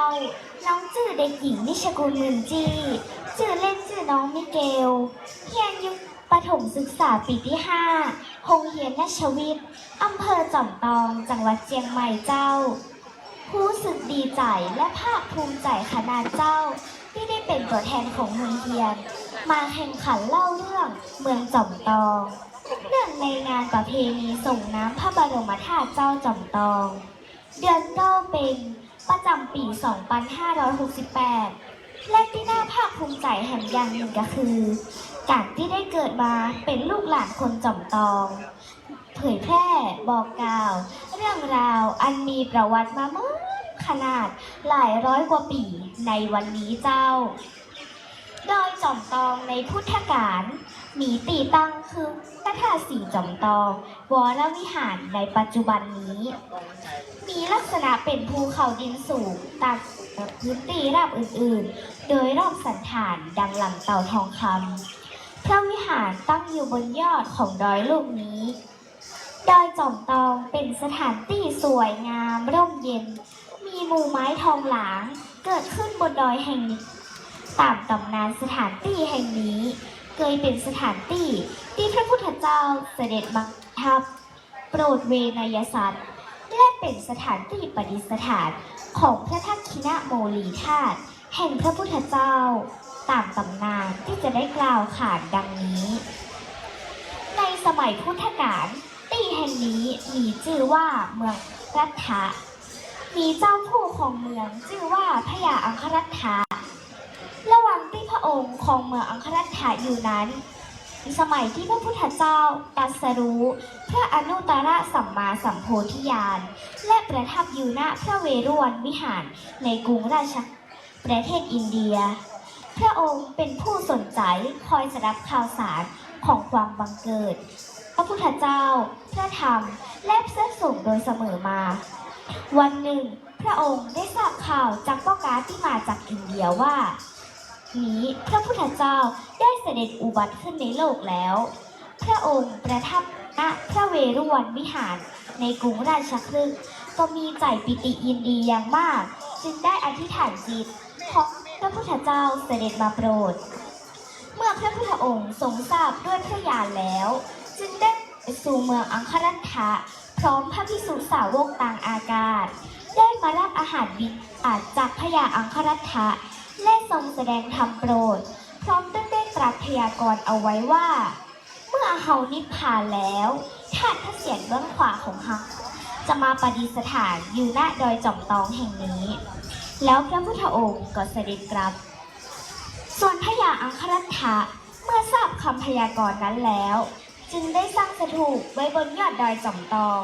โดยหวังว่าเป็นที่ประดิษฐานของพระบรมธาตุตามที่พระพุทธเจ้าได้ตรัสพยากรณ์เอาไว้พญาอังครัตถะอยู่ครองราชย์จนสิ้นพระชนมายุของพระองค์ต่อมาภายเมื่อพระพุทธเจ้าเสด็จปรินิพพานโทนพราหมณ์ได้จัดแบ่งพระบรมสารีริกธาตุให้แก่กษัตริย์ทั้ง8นครซึ่งในครั้งนั้นมัลลกษัตริย์แห่งเมืองกุสินาราได้พระทักษิณโมลีธาตุไว้อากาสปะเถระจึงได้กราบทูลมัลลกษัตริย์ถึงพุทธพยากรณ์ที่พระพุทธเจ้าตรัสเอาไว้เมื่อมัลลกษัตริย์ทราบดังนั้นจึงได้ถวายพระบรมธาตุแด่พระมหากัสสปะเถระท่านอัญเชิญพระบรมธาตุวางไว้บนฟักแล้วอธิษฐานอาราธนาให้พระบรมธาตุเสด็จไปยังดอยจอมตองเพื่อประทับอยู่ในโกฏแก้วอินทนิลภายในเจดีย์ทองคำที่อังครัตถะได้สร้างถวายเอาไว้หลังจากที่พระพุทธเจ้าเสด็จปรินิพพานไปได้แล้ว218 ปีพระเจ้าอโศกมหาราชได้เสด็จสู่ดอยจอมตองสร้างเครื่องพุทธคูหาใต้พื้นดอยจอมตองและสร้างสถูปไว้ภายในพร้อมตั้งยังหล่อพระพุทธรูปตึ้งทองตั้งไว้รอบสถูปแล้วอัญเชิญพระบรมธาตุที่อยู่บนยอดดอยนั้นเข้าประดิษฐานอยู่ภายในใต้พื้นดอยจอมตองและนำเอาก้อนหินปิดปากถ้ำคูหาเอาไว้แล้วได้อธิษฐานว่าต่อไปตั้งหน้ามีพระเจ้าแผ่นดินและศรัทธาประชาชนมีความเลื่อมใสในพระพุทธศาสนาขอให้พระบรมธาตุเสด็จออกมาเพื่อผู้คนได้กราบไหว้สักการะบูชาพระพุทธองค์ก็เสด็จกลับประเทศอินเดีย ในปีพุทธศักราช 1995 มีสองสามีภรรยาคู่หนึ่งชื่อนายสร้อยกับเองซึ่งตั้งบ้านเรือนอยู่ใกล้ดอยจอมตอง และเป็นผู้มีศรัทธาเลื่อมใสในพระพุทธศาสนาอย่างยิ่งสองสามีภรรยาทั้งคู่ได้แผ่วถางบริเวณยอดดอยจอมตอง พร้อมตั้งสร้างเจดีย์และพระพุทธรูปส่งไว้บนยอดดอยจอมตอง ซึ่งผู้คนที่ได้พบเห็นจึงฮ้องว่าวัดสี่จอมตอง การสร้างวัดยังบ่แล้วดีนักนายสร้อยกับนางเมงก็ถึงแก่กรรมไปเสียก่อน ในปีพุทธศักราช 2009 มีป้าของคนชื่อสิบเงินและสิบถัว ได้จ่วยกันก่อสร้างวัดสี่จอมตองเพื่อเป็นรูปเป็นร่างมีพระวิหารมุงด้วยคาหลังหนึ่ง แล้วได้อาราธนาพระสารีบุตรมาเป็นเจ้าอาวาส และได้สร้างวิหารให้มั่นคงแข็งแรง ใจไม้ระแนงและกระเบื้องมุงหลังคา หลังจากที่เจ้าอาวาสได้มรณภาพไป ก็มีเจ้าอาวาสรูปต่อๆมา สร้างปราสาทเฟืองและระเบียงหน้ามุกหลังวิหาร เพื่อเป็นที่ไว้พระพุทธรูป และยังก่อกำแพงรอบพระวิหารทั้งสี่ด้าน พร้อมตั้งสร้างกุฏิเป็นที่พักอาศัยของพระภิกษุสงฆ์และยังจ่อยการบูรณะปฏิสังขรณ์วัดเสมอ ในปีพุทธศักราช 2042 ในสมัยที่พระธรรมปัญโยเถระเป็นเจ้าอาวาส ได้มีปะขาวคนหนึ่งเกิดนิมิตฝันว่าเทวดามาบอกว่าใต้พื้นวิหารบนยอดดอยนี้ มีพระบรมธาตุของพระพุทธเจ้า พระบรมธาตุจะเสด็จออกมาเพื่อผู้คนได้กราบไหว้สักการะบูชาต่อไป ตาปะขาวจึงได้นำเอาความฝันไปเล่าให้เจ้าอาวาสฟัง ท่านจึงได้อธิษฐานว่าถ้ามีจริงดังความฝันนั้น ขอให้พระบรมธาตุเสด็จออกมา ในตอนที่ข้าพเจ้ายังมีชีวิตอยู่นี้เถิด หลังจากที่เจ้าอาวาสได้อธิษฐานเสร็จ ในวันขึ้นได้พบพระบรมธาตุอยู่ในช่องใจกับพระเกศโมลีของพระรูปภายในวิหารนั้น จึงได้เก็บรักษากันไว้โดยเงียบๆสืบมา ในปีพุทธศักราช 2058 ในสมัยที่พระศิลปัญญเป็นเจ้าอาวาส ได้มีพระมหาพุทธญาโนเถระได้เอาตำนานพระทักษิณโมลีธาตุมาจากเมืองพุกาม และได้ทรงสั่งให้พระอนันทผู้ศิษย์ไปสืบดูพระบรมธาตุที่วัดสี่จอมตอง และได้สักการะ เมื่อเจ้าอาวาสได้พบเห็นนั้น จึงได้นำเอาพระบรมธาตุออกมาแสดงเพื่อพระอนันททราบ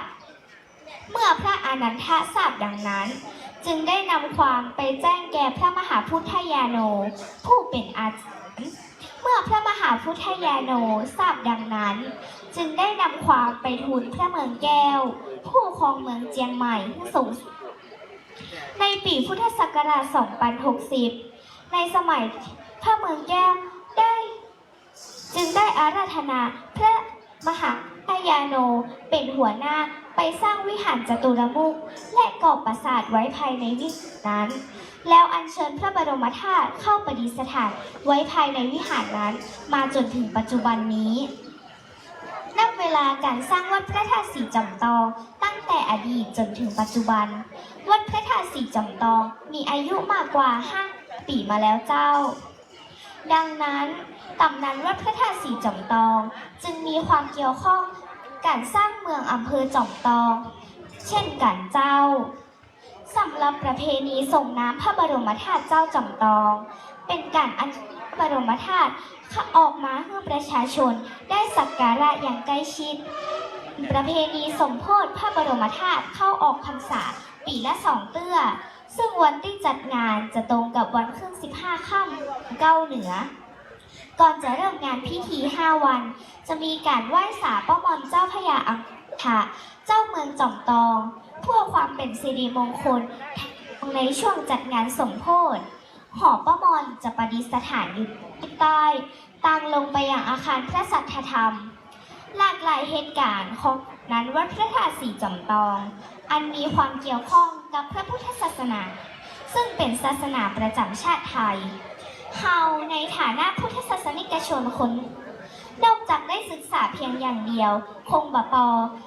เราได้ปฏิบัติตามหลักธรรมคำสอน และเผยแผ่ประเพณีวัฒนธรรมอันดีงามเพื่อดำรงสืบไปเจ้า จักขอนยอบยั้งจังจอดปลดปลง ขอวาดวางลง เสียยังเต้าอี้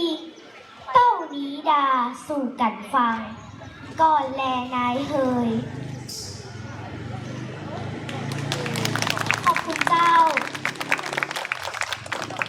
เสียงปรบมือนะเจ้าสร้างความภาคภูมิใจให้กับน้องๆที่เข้าร่วมการแข่งขันทุกคนนะเจ้าพิธีกรเชื่อว่าน้องๆที่เข้าร่วมการประกวดในวันนี้นะเจ้ามีความสามารถเป็นน้องๆเป็นเด็กเยาวชนรุ่นใหม่ของคนจอมทองนะเจ้าที่มีความสามารถสร้างความภาคภูมิใจให้กับพ่อแม่ให้กับครอบครัวให้กับโรงเรียนนะเจ้าเด็กในวันนี้คือผู้ใหญ่ในวันหน้าแน่นอนเจ้าเนาะก็เป็นสิ่งสำคัญในการพัฒนาชาติบ้านเมืองต่อไปนะเจ้าขอเรียนเชิญลำดับที่6นะเจ้าเด็กชายวิทยากรแสนใจบานเจ้ารอบนี้เป็นเสียงขอเสียงเป็นเสียงผู้ชายหน่อยนะเจ้าเนาะน้องวิทยานนท์แสนใจบานนะเจ้ายิ้มมาเลยนะเจ้ามั่นใจเต็มที่ขอเสียงตบมือกับน้องกันเจ้า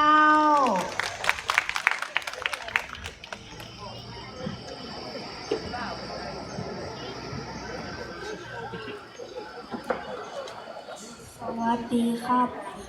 กรรมการผู้ชมและผู้ฟังทุกคน ผมชื่อเด็กชายวิชนนท์แสนใจบาน ชื่อเล่นชื่อว่านนท์อายุ10 ปี ผมเรียนอยู่ชั้นประถมศึกษาปีที่6โรงเรียนสุทธิพงษ์ดำรงวิทย์อำเภอจอมทองจังหวัดเชียงใหม่ ผมก็เป็นลูกหลานจากตองคนหนึ่งบ้านอยู่น้ำตกแม่กลาง อยู่บ่ใกล้บ่ไก่กับวัดพระธาตุเขาครับ วันนี้ผมดีใจขนาดที่ได้มีโอกาสมาเล่าเรื่องเมืองจอมทองบ้านเฮาเมืองจอมทองก็เป็นเมืองขนาดใหญ่อยู่ทางใต้ของจังหวัดไปมีประวัติความเป็นมาเมืองขนาดกว่า100 ปีแล้วครับจอมทองบ้านเฮามีป่าเวณีที่งดงามเลยะเฮออำเภอจอมทองเป็นอำเภอที่ชื่อเสียงรู้จักไปแผ่วเมืองนอกเมืองนาบุญครับตองเฮามีนักท่องเที่ยวตึงชาวไทยและชาวต่างชาติมาแอวกันนักขนาดและมีที่แอวแห่งหลายที่นั่นก็คือดอยนนท์โดยอินทนนท์นั้นก็มีปรากฏการณ์อีกเช่นน้ำค้างแข็ง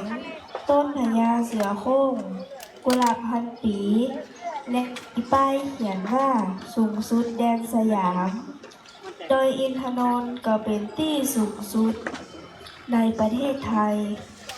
จัดโม้งก็มีผลไม้เมืองหนาวหลายแห่งต่างๆเช่นสตรอเบอรี่อะโวคาโดลูกพลับและพืชผักสวนครัวแห่งอย่างครับน้ำตกสิริภูมิก็เป็นน้ำตกที่สวยงามหนึ่งน้ำตกวชิรทานก็เป็นน้ำตกที่สูงและมีของขายต่างๆน้ำตกแม่กลางก็น้ำตกที่ขึ้นชื่อของเมืองจอมทองครับและที่สำคัญแห่งที่หนึ่งนั่นก็คือวัดพระบรมธาตุเจ้าสีจอมทองวันนี้ผมก็จะมาเล่าตำของวัดพระบรมธาตุเจ้าสีจอมทองเมินมาแล้วครับองค์พระสัมมาสัมพุทธเจ้าได้ทรงทำนักให้กับพญาอาคานันทะผู้ครองเมืองอาคานันทะที่อยู่ใกล้ดอยจอมทองว่าที่ติดต่อไปตั้งหน้าจะเป็นที่ประดิษฐานพระทักษิณโมลีธาตุซึ่งเป็นพระเศียรเบื้องขวาของพระองค์ เมื่อพระพุทธเจ้าได้เสด็จปรินิพพานแล้วทรงรับพราหมณ์ได้จัดแบ่งพระบรมสารีริกธาตุออกเป็น8 ส่วนคือ ผู้ครองเมืองทั้ง8 เมืองแล้ว เดิมทีพระบรมสารีธาตุก็เป็นพระเสียรด้านขวาของพระองค์ ก็ได้ไปอยู่ที่เมืองกุสินารา มหากัสสปะก็ได้กราบทูลพุทธธรรมนักที่พระพุทธเจ้าเคยตรัสไว้ กษัตริย์เมืองกุสินาราถวายพระบรมธาตุแด่พระมหากัสสปะเถระก็ได้พระบรมวางไว้บนฝ่ามือ แล้วอธิษฐานอาราธนาพระบรมธาตุไปยังดอยจอมทองที่ประทับอยู่โกดแก้วอินทนิลภายในเจดีย์ทองคำที่พญาอังคณัฐะได้สร้างถวายไว้ แต่บัดนั้นเป็นต้นมานับตั้งแต่บัดเป็นต้นมาพระบรมสารีริกธาตุก็ประดิษฐานอยู่ที่เมืองจอมทองนับตั้งแต่บัดนั้นเป็นต้นมาจึงหมดอวนที่ผมได้อู้ไปก็เป็นตำนานของวัดพระบรมธาตุเจ้าสีจอมทองซึ่งนับว่า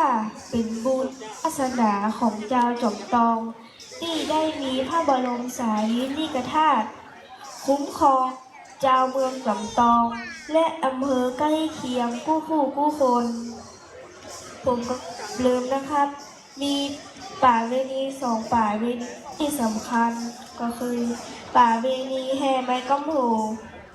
มีขึ้นวันที่15 ษาของทุกปีที่ชาวไทยและชาวต่างชาติแอวกันนักขนาดป่าเวณีที่2เป็นป่าเวณีที่สำคัญแห่งเวณีหนึ่งนั่นก็คือวันส่งน้ำวัดพระบรมธาตุเจ้าสีจอมทองหรือบ้านเฮาฮ้องกันว่านาเดียนเก่าครับผมก็ขอขอบคุณคณะคุณครูที่ฝึกผมและผมก็ขอขอบคุณคณะกรรมการที่ได้ให้โอกาสผมมาเล่าเรื่องของจอมทองวันนี้ผมก็ขอคะแนนนักๆด้วยครับขอบคุณ กรรมการนี้นะเจ้าบอกว่าน้องๆขอคะแนนใจดีทุกคนเลยนะเจ้าเนาะอันอย่างก็เจ้าอันนี้รูปพิเศษอ๋อเจ้า กรรมการบอกว่าคือคะแนนพิเศษทุกคนเลยนะเจ้าลำดับต่อไปนะเจ้าเป็นลำดับที่7นะเจ้าผ่านมาเกินต่างละต้องขอบอกว่าหลังจากที่ปี้รอน้องก็ต้องรอปี้นะเจ้าเฮาจะประกาศผลรางวัลพร้อมกันนะเจ้าเนาะขอเรียนเชิญลำดับที่7เจ้าเด็กชายกิตตยศแก้วกันใจเจ้า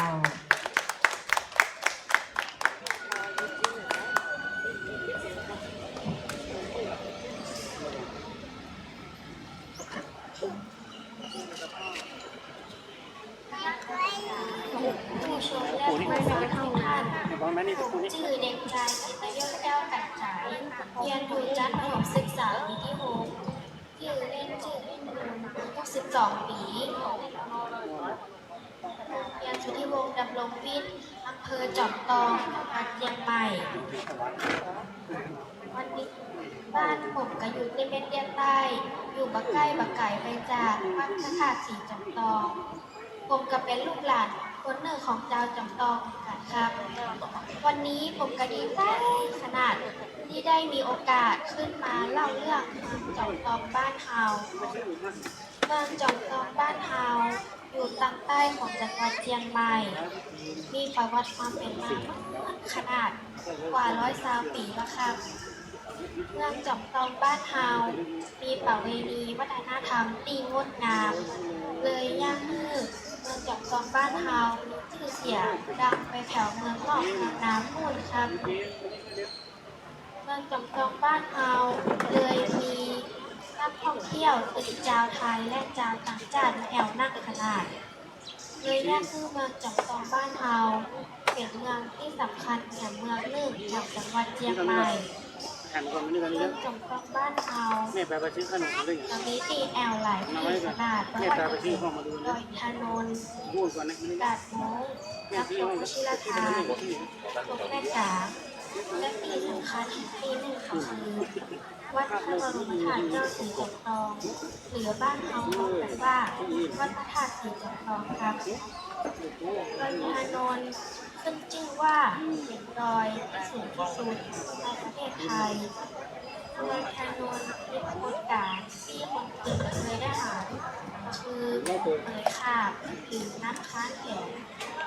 ดอยอินทนนท์ก็มีต้นนางพญาเสือโคร่งดอกกุหลาบพันปีกาดโม้งก็มีผลไม้เมืองหนาวมาขายนักขนาดไม่ว่าจะเป็นสตรอเบอรี่ลูกพับอะโวคาโด และเม็ดพับต่างๆแถมหลายอย่างครับ วันนี้ก็นับว่าเป็นวันดีที่ดาวจอมทองได้มีโอกาสจัดงานประเพณีวัฒนธรรมส่งน้ำพระบรมธาตุเจ้าศรีจอมทองหรือบ้านเราเรียกกันว่างานเดือนเก้าครับวันนี้ผมก็ขอเล่าเรื่องเมืองจอมทองบ้านเฮาที่ได้กล่าวถึงวัดพระบรมธาตุเจ้าศรีจอมทองครับมาละองค์พระสัมมาสัมพุทธเจ้าได้ทำงานกับพญาครัตถะผู้ครองเมืองครัตถะที่อยู่ใกล้ดอยจอมทองว่าที่นี่ต่อไปข้างหน้าจะเป็นที่ประดิษฐานของพระทักษิณโมรีธาตุอันเป็นพระเศียรเบื้องขวาของพระองค์เมื่อพระพุทธเจ้าได้เสด็จปรินิพพานแล้วโทนับตามก็ได้จัดแบ่งพระบรมสารีริกธาตุออกเป็น8ส่วนที่แก่ผู้ครองเมืองทั้ง8เมืองแล้วเดิมทีพระบรมสารีริกธาตุอันเป็นพระเศียรเบื้องขวานี้ได้ตกไปอยู่ที่เมืองกุสินาราพระมหากษัตริย์เถระได้กราบทูลเรื่องพุทธธรรมนายที่พระพุทธเจ้าเคยตรัสไว้กษัตริย์เมืองกุสินาราจึงถวายพระบรมธาตุแด่พระมหากษัตริย์เถระท่านได้วางพระบรมธาตุไว้บนฝ่ามือแล้วอธิษฐานอาราธนาพระบรมธาตุไปยังดอยจอมทองอยู่ในกฎแก้วชานินภายในสีดีทองคำที่พญาครัตถะได้ถวายไว้นับตั้งแต่บัดนั้นเป็นต้นมาพระบรมสารีริกธาตุก็ได้ประดิษฐานอยู่ที่เมืองจอมทองนับตั้งแต่นั้นมาติงมนติงมวลที่ผมได้พูดไปก็นับว่าก็เป็นเรื่องเล่าเมืองจอมทองบ้านเฮานับว่าเป็นบุญวาสนาขนาดที่เจ้าจอมทองและอำเภอใกล้เคียงทุกคนได้มีพระบรมสารีริกธาตุขององค์พระสัมมาสัมพุทธเจ้านี้ได้ปกปักรักษาไว้จอมทองบ้านเฮาเรามีประเวณีวัฒนธรรมแห่ง2ประเวณีที่สำคัญประเวณีแรกก็คือแห่ไม้กำโพผู้วันที่15เดือนเมษาของพรุ่งนี้ที่มีที่ดาวสัญญาต้องมาแอวครั้งหนึ่งในชีวิตประเวณีที่2ก็คือส่งน้ำพระบรมธาตุเจ้าศรีจอมทองหรือที่เราเรียกว่างานเดือน9ครับสุดท้ายนี้ผมก็ขอขอบคุณคณะกรรมการที่ได้มีโอกาสผมขึ้นมาเล่าเรื่องจอมทองบ้านเฮาและผมก็ขอขอบคุณคณะครูที่ได้ฝึกสอนผมอย่างดีผมก็ขอคะแนนตั้งใจครับเป็นครูและอ่อนคนนี้ด้วยนะครับขอบคุณครับ ขอบคุณนะครับกรรมการบอกว่าเอ็นดูทุกคนคือคะแนนนับทุกคนจนบวกว่าจะเท่ากันหมดแล้วกันพวกผมตอนนี้นะเจ้าผ่านไปแล้ว7ลำดับนะเจ้าลำดับที่8ขอเรียนเชิญเด็กหญิงจิระชยาอภิชัยเจ้า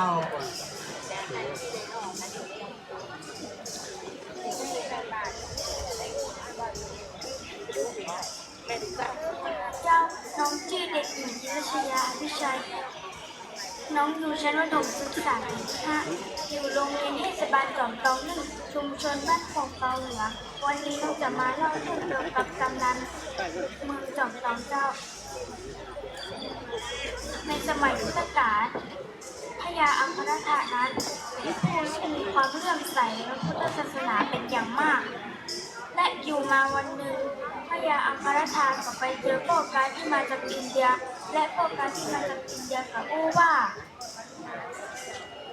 บัดนี้พระพุทธเจ้าได้บังเกิดขึ้นแล้วบนโลกใบนี้ เวลานี้ประทับอยู่ที่เมืองน่าจะขึ้นในประเทศอินเดีย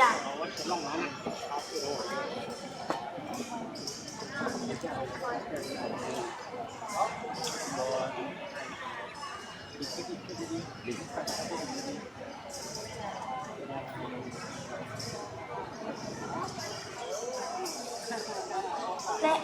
พญาอังคณธาตั้งใจรักษาศีลอย่างสม่ำเสมอและ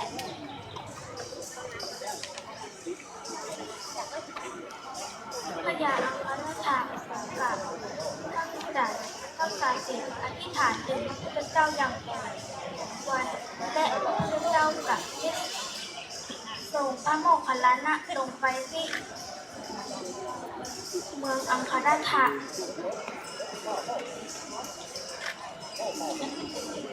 และพญาอังคณธาบันทึกว่าเป็นพระพุทธเจ้าก็เลยตกใจและเตรียมน้ำและอาหารมาเตรียมต้อนรับ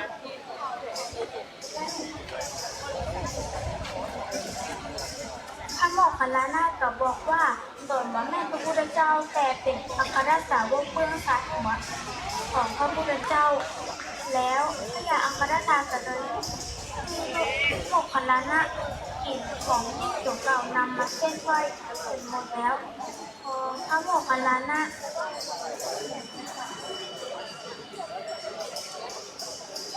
กำลังจะเสด็จปิ๊กก็ได้อู้คำหนึ่งว่าเรื่องพญาอังคณธาในอนาคตข้างหน้าพืชพันธุ์ต้องอุดมสมบูรณ์และธัญญาหารฝนฟ้าต้องตกตามฤดูกาล แล้วคนพานทั้งไหนกัน ไปและไปบอกกับพระพุทธเจ้าว่าพญาอังคณธานั้น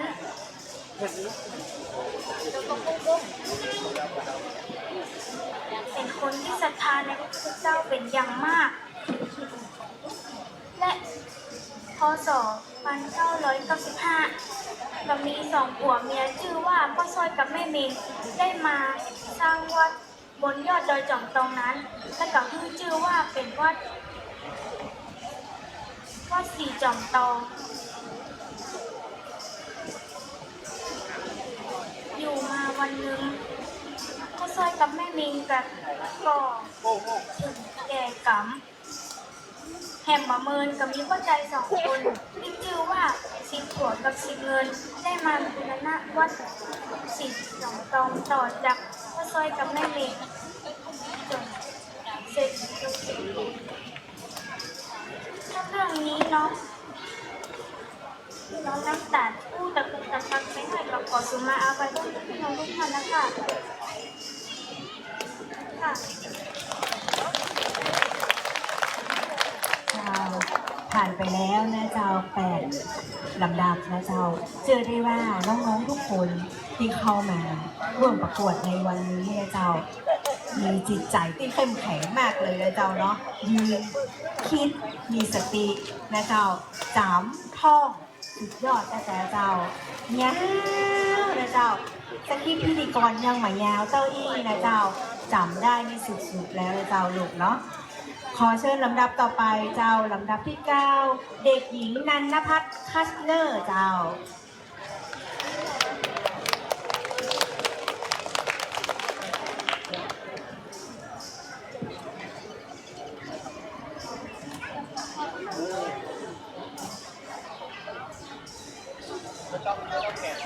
นิ้วไก่ยิ้วเกษาขอกราบวัดขาองค์พระธาตุเจ้า ยกมือวัดตา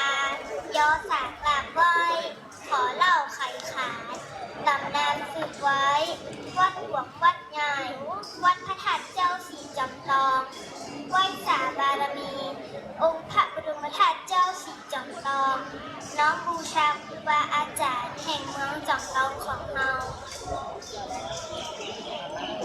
สวัสดีเจ้า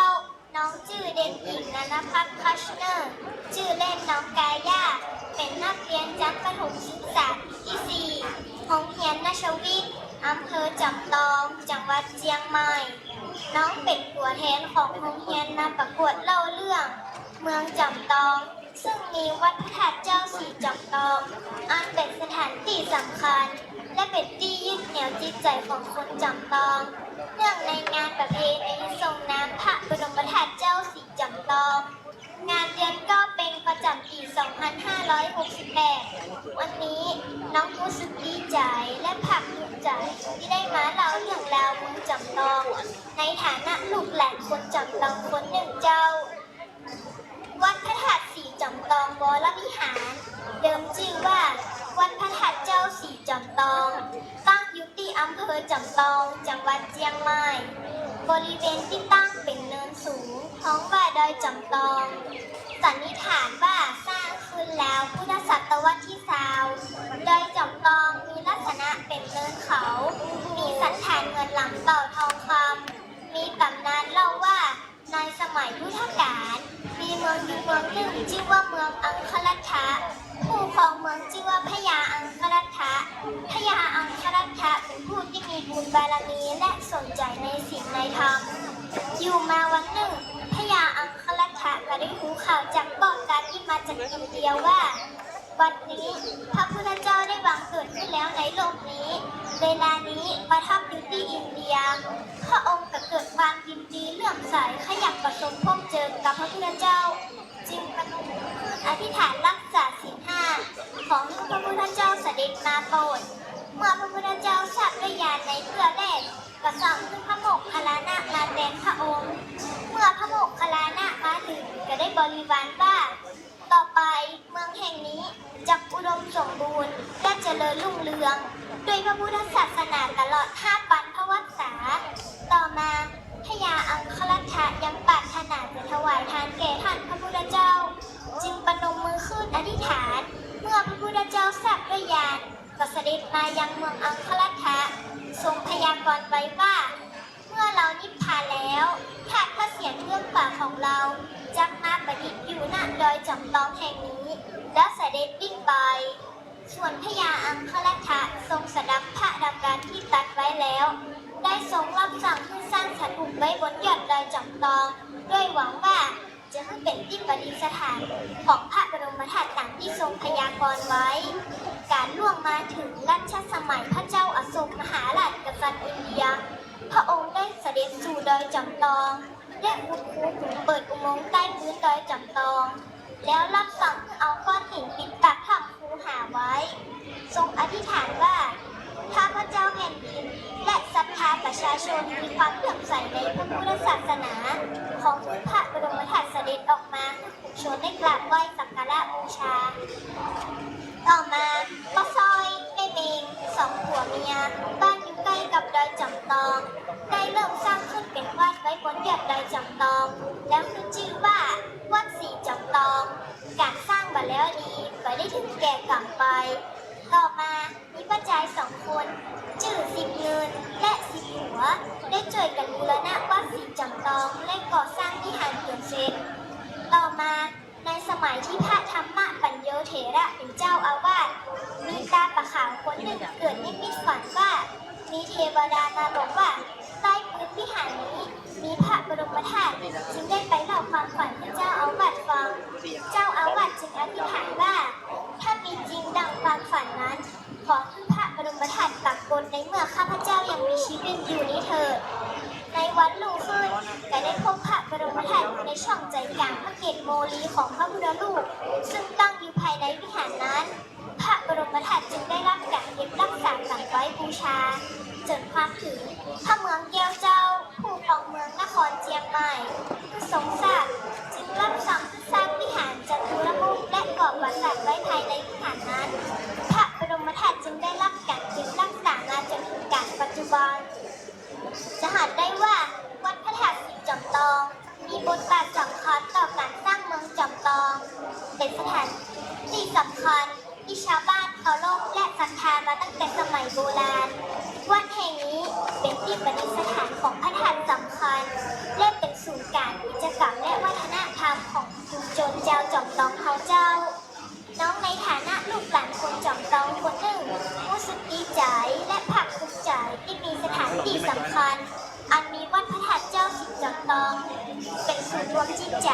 เป็นแหล่งวัฒนธรรมที่ดีงามเพราะว่าจะเป็นงานเดือนเก้าเป็งงานไม้กำพูจอมทองนี่บอกว่าจะเป็นคนจอมทองหรือคนตั้งนอกต่างศรัทธาและปากันมาร่วมไหว้บูชาทำให้เมืองจอมทองของเราเป็นเมืองหนึ่งที่ขึ้นชื่อเรื่องความมรดกและวัฒนธรรมทางศาสนาสืบไปเจ้าขอลาก่อนแล้วเจ้าแก้วแววใสจะขอลาไปปะกันวันหน้าขอบคุณเจ้าผ่านไปแล้วนะเจ้าเจ้าคนเสียงละอ่อนนี่มันเป็นไส้แจ๋วนะเจ้านั่งฟังไปลมเย็นไปให้หลับห้องประเจ้าเชื่อได้ว่าเจ้าถ้าน้องๆได้ไปเล่าคือพ่อแม่ปู่ย่าตายายฟังอันนี้แหละเจ้ายานอนหลับของปู่ย่าตายายได้เป็นอย่างดีเลยเจ้าขอเลื่อนเชิญลำดับต่อไปเจ้าลำดับที่10เจ้าเด็กหญิงจินยามุนกันเจ้า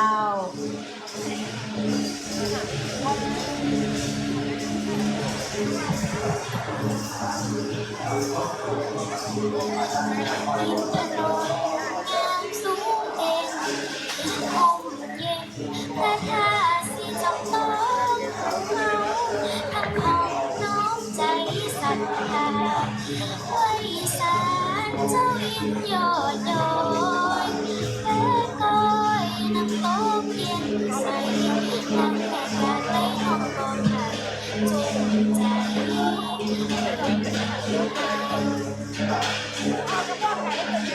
กราบนมัสการท่านเจ้าอยู่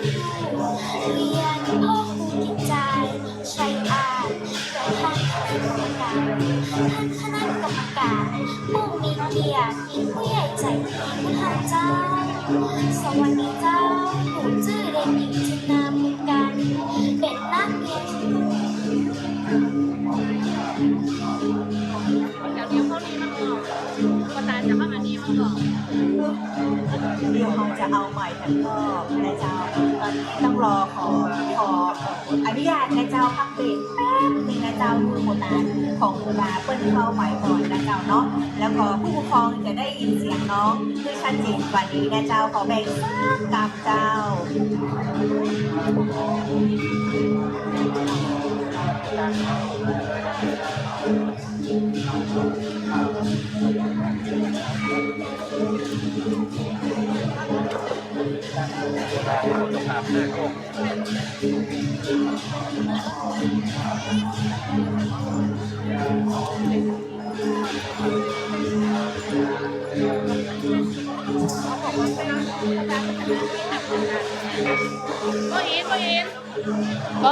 ก็ไม่อยากเลี้ยวเขาที่มาก่อน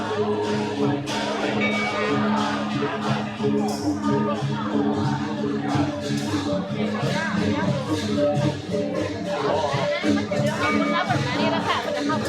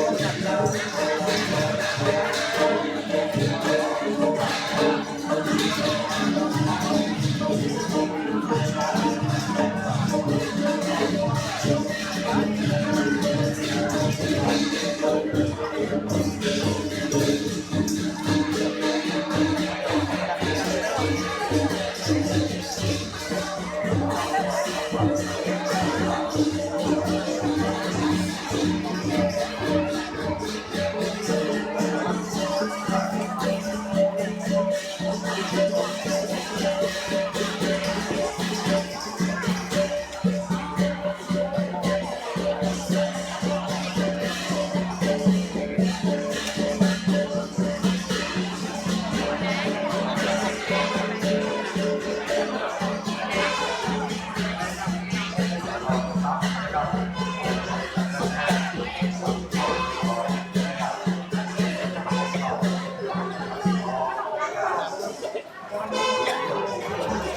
ี่เป็นแข่งกันทั้งจ้ะ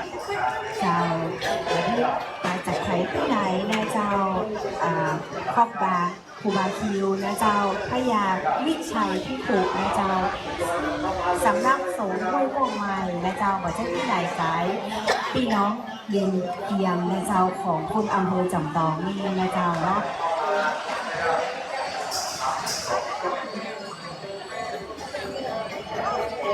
เจ้าตอนนี้น้องพร้อมแล้วนะเจ้าขอทำรอบนะเจ้าขอเสียงปรบมือให้น้องทำรอบหนึ่งเจ้าเจ๊กี้ถือว่าเอาซ้อมเนาะเอาซ้อมสถานที่จริงเนาะวันนี้เอาแต่ละเจ้าเชิญเจ้า อินทนนท์งามสูงเด่น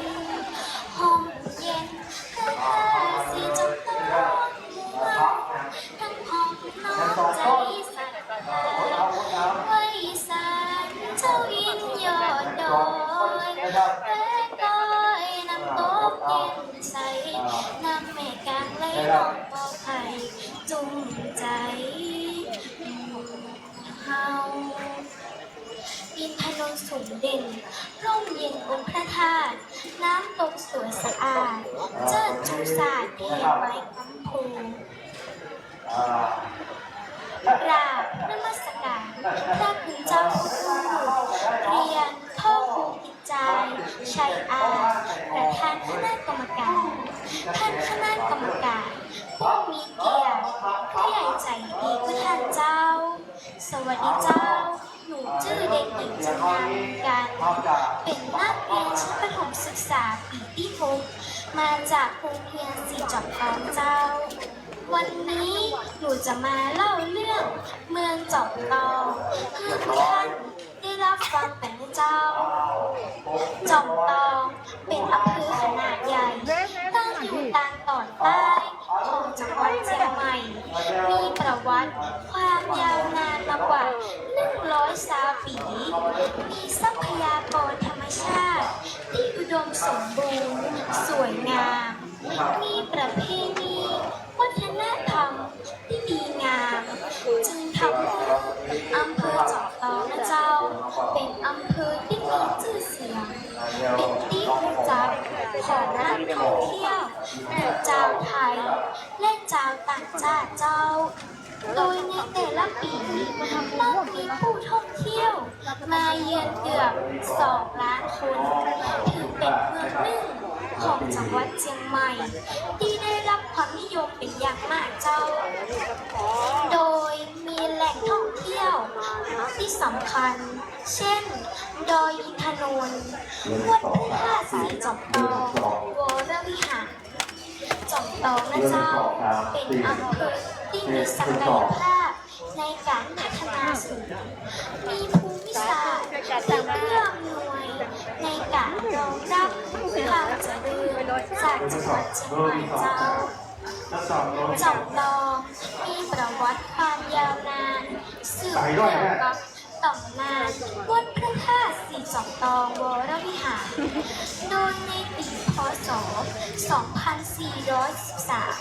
ได้มีการจัดระเบียบการปกครองขึ้นมาใหม่ เนื่องจากการถึงแก่พิราลัยของพระเจ้าอินทราชัยเจ้า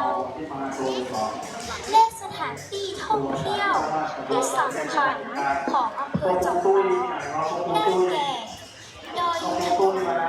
วัดพระธาตุสีจอมทองวรวิหารพิพิธภัณฑ์ป้าแสงดาที่บ้านไร่ไผ่งามแหล่งผ้าฝ้ายทอมือในเขตตำบลสุกเตี้ย และประเพณีแห่ไม้กำพูในช่วงสงกรานต์เป็นต้นเจ้า และตำนานของดอยจอมทองเจ้า จอมทองเป็นสถานที่ที่มี ลักษณะคล้ายเนินเขาหรือจอมปลวกมีป่าไม้ทองกวาวและทองหลางอยู่บนเนินเรียกโดยว่าดอยจอมตองเจ้าและกับสมานเจ้าวัดพระธาตุจิตรตองเจ้าในทุกๆปีจะมีการจัดกิจกรรมงานเดือนเก้าเป็งซึ่งปัจจัยสำคัญของการจัดงานเดือนเก้าเป็งคือการส่งน้ำพระบรมธาตุเจ้าสิริจักรเจ้าซึ่งตำนานของพระบรมธาตุเจ้าสิริจักรนะเจ้าตอนที่พระพุทธเจ้าเสด็จปรินิพพานพระเจ้าอโศกมหาราชได้เสด็จมาที่ดอยแห่งนี้และอัญเชิญพระทักษิณโมลีธาตุหรือพระเสียงเบื้องขวาของพระเจ้าซึ่งมีขนาดต่อเม็ดพุทราอันน้อยๆพระและอัญเชิญพระธาตุทั้ง7 องค์ประดิษฐ์ไว้ที่โบสถ์เทียนเจ้าและประดิษฐานใต้คูหาเมืองจอมตองเจ้าต่อมาในปี 1994 ได้มีการสร้างวัดขึ้นหน้าดอยจอมตองแห่งนี้เจ้าจึงเรียกวัดนั้นว่าวัดพระธาตุจอมตองเจ้าโดยปีพ.ศ. 2506 วัดพระธาตุได้ยกฐานะเป็นวัดพระอารามหลวงจึงเปลี่ยนชื่อเป็นวัดพระธาตุศรีจอมทองวรวิหารเจ้าและต่อมาเมื่อปีพ.ศ. 2413 ทางราชการได้ตั้งชื่ออำเภอแห่งนี้ว่าอำเภอจอมทองเจ้าสำหรับเรื่องเล่าจอมตองในวันนี้หนูรู้สึกยินดีมากเจ้าที่ได้มาเล่าเรื่องเมืองจอมตองแห่งนี้และข้อมูลที่หนูนำมาเล่านี้เป็นการสอบถามคนในชุมชนหรือว่าการสืบค้นจากแหล่งข้อมูลต่างๆเจ้าหนูหวังว่าข้อมูลที่หนูศึกษาในวันนี้จะเป็นประโยชน์ให้กับคนรุ่นหลังได้เรียนรู้เกี่ยวกับประวัติของเมืองจอมตองนะเจ้าและขอบพระคุณเทศบาลตำบลสมเตี้ยซึ่งนำโดยท่านนายกจักรคำหวานแดงนายกเทศมนตรีตำบลจอมตองที่จัดกิจกรรมดีๆให้เด็กๆจากจอมตองได้มีโอกาสแสดงความสามารถและขอบคุณท่านคณะกรรมการก็คงคือท่านเจ้าสำหรับวันนี้สวัสดีเจ้า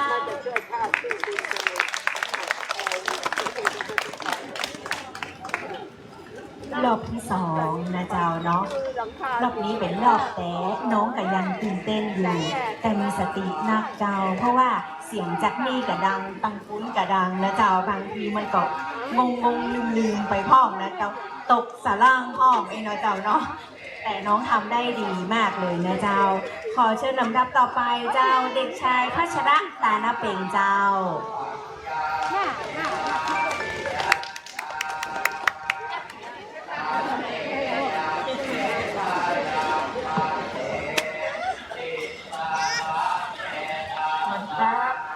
ชื่อเด็กชายพัชระตานาเปงเรียนอยู่จังโปโรงเรียนเทศบาลจอมตองหนึ่งชุมชนบ้านของเบาหนึ่งครับวันนี้ผมจะมาเล่าตำนานเมืองจอมตองคือพ่อแม่เราควรที่ตั้งตั้งแต่ตรงนี้ถึงตั้งพุทธที่ฟังกันเดินรับชมรับฟังได้เลยครับในสมัยพุทธกาลมีเมืองอยู่เมืองหนึ่งที่เรียกว่าเมืองอัมพรทะเจ้าเมืองเป็นยักษ์พระยาอัมพรทะยักษ์พระยาเป็นผู้เลื่อมใสในพุทธศาสนาเป็นอย่างมากคอยสามข้าวจานแต่ของพระพุทธเจ้าอยู่ตลอดอยู่มาวันหนึ่งมีพ่อกาลูกอินเดียมาบอกพระยาอัมพรทะว่าพระพุทธเจ้าบังเกิดขึ้นแล้วบนโลกนี้พระยาอัมพรทะที่ยินจะอ่านจะดีใจเป็นอย่างมาก ตั้งนั่งสมาธิตั้งใจแบบแล้วอธิษฐานขอให้พระพุทธเจ้าเดินทางมาเทศแสดงธรรมให้ประชาชนชาวอังคณธาได้ฟังกันพระพุทธเจ้าที่อยู่กรุงราชคฤห์ประเทศอินเดียประทรงทราบด้วยพยานของพระองค์จึงนุ่งสบงถือบาทเหาะมายังเมืองอังคณธาพร้อมกับสาวกแถม500 ตนพอมาถึงแล้วพญาอังคณธาหันกระหุ้มว่าเป็นพระพุทธเจ้าจึงเตรียมหัวต้อนรับเตรียมหัวถวายตังลึกโอ้ไอ้นี่หลังจากแสดงธรรมอย่างเสร็จแล้วพระพุทธเจ้าก็ได้ทำนายไว้ว่าในอนาคตนั้นท่านพระเศียรเบื้องขวาของเราจะได้มาประดิษฐานที่ดอยจอมทองแห่งนี้อย่าอังคณไปรับจัดจะอันสั่งแปลงพระธาตุสีทองสวยงามที่ตั้งอยู่ตั้งหลังผมนี้เป็นที่ประดิษฐานพระบรมธาตุของพระพุทธเจ้าในอนาคตการล่วงมาต่อมาเมื่อขณะถึงสมัยพระเจ้าอโศกมหาราชเป็นกษัตริย์อินเดียท่านได้เดินทางมายังดอยจอมทองแห่งนี้และขุดคูหาพื้นดอยแล้วอัญเชิญพระบรมธาตุที่อยู่ในพระธาตุที่พญาอังคณธาสร้างขึ้นลงไปประดิษฐานพื้นดอยและเอาก้อนหินปิดไว้7 ชั้นแล้วอธิษฐานว่าถ้าในอนาคตมี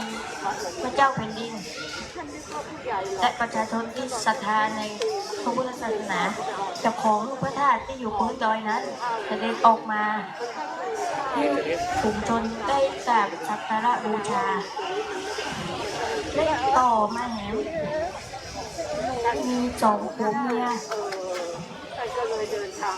ผัวเมียคู่หนึ่งบ้านอยู่แถวๆดอยจอมทองนี่แหละถูกก้อนโซ่แล้วไม่มีเห็น2 ผัวเมียคู่นั้นก็เลยกันแปลงวัดและตั้งชื่อวัดว่าวัดพระธาตุวัดสีจำตองเมื่อแปลงมาแล้วเสร็จมาถึงแกกลับไปก่อนและมีใจ2 คนคือ10 เลยกับ10 หัวมาช่วยแปลงวัดต่อจากพ่อจ้อยกับแม่เมนแปลงละไว้ท่านจนกลายเป็นวัดพระธาตุสีจำตองในปัจจุบันนี้ครับเมืองจำตองนี้ไม่ได้มีแค่วัดไม่ได้มีแค่ที่นี่ที่เดียวมีดอยอินทนนท์สูงเลยสูงที่สุดในประเทศไทยกับน้ำตกหลายสายคือได้เล่นกันได้เล่นน้ำเย็นกันหน้าฮ้อนเนาะ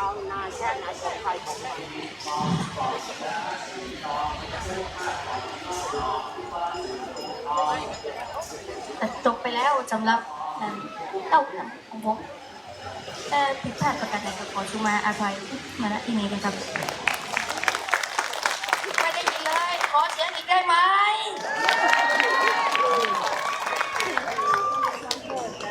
เสียงตบมือเพื่อเป็นกำลังใจนะเจ้าเนาะสำหรับน้องพัชระเป็นต่อครับ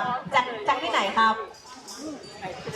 มาจากหนองอับจ้างคุณครับมาจากหนองอับจ้างคุณครับโรงเรียนในหนังก็ครับโรงเรียนเทศบาลจอมทอง1โรงเรียนเทศบาลจอมทอง1นะเจ้าทุกโรงเรียนมีความสามารถเหมือนกันนะเจ้าเนาะต้องถามก่อนว่าฟังแล้วนี่พิธีกรจะขอถามก่อนว่าเดิมเนี่ยวัดพระธาตุเจ้าสิงห์ทองชื่อว่าวัดไอ้หางเจ้า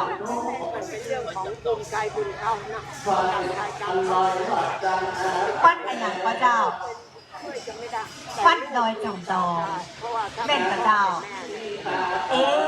ฟังหลายคนงงกันไปแล้วกันแบบเดียวนะเนาะแต่ว่านะเจ้าแล้วก็เป็นพระธาตุประจำวันเกิดของคนเกิดปีอย่างเจ้าปีชวดแสดงว่าน้องๆได้เล่าให้พ่อแม่พี่น้องนะเจ้าได้ฟังแล้วก็ได้รับรู้นะเจ้าวันนี้ลำดับต่อไปขอเรียนเชิญนะเจ้าลำดับที่12เด็กหญิงพิมนิพาชัยยาเจ้า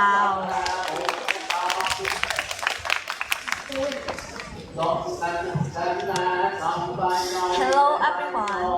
Today, welcome to Jomtong Festival with both light and sound, full of unique atmosphere. อินทนนท์สูงเด่นองค์พระธาตุน้ำตกสวยสะอาดเจิดจือสาดแห่งไม้กำโพ กราบนมัสการพระเจ้าผู้ลูกเรียนพระครูวิจารณ์ชัยอาจประธานคณะกรรมการท่านคณะกรรมการผู้มีเกียรติผู้งานใจดีทุกท่านและขอสวัสดีพ่อแม่พี่น้องชาวจอมตองทุกคนเลยนะเจ้าหนูชื่อเด็กหญิงเพียงนิพาชัยยานักเรียนชั้นประถมศึกษาปีที่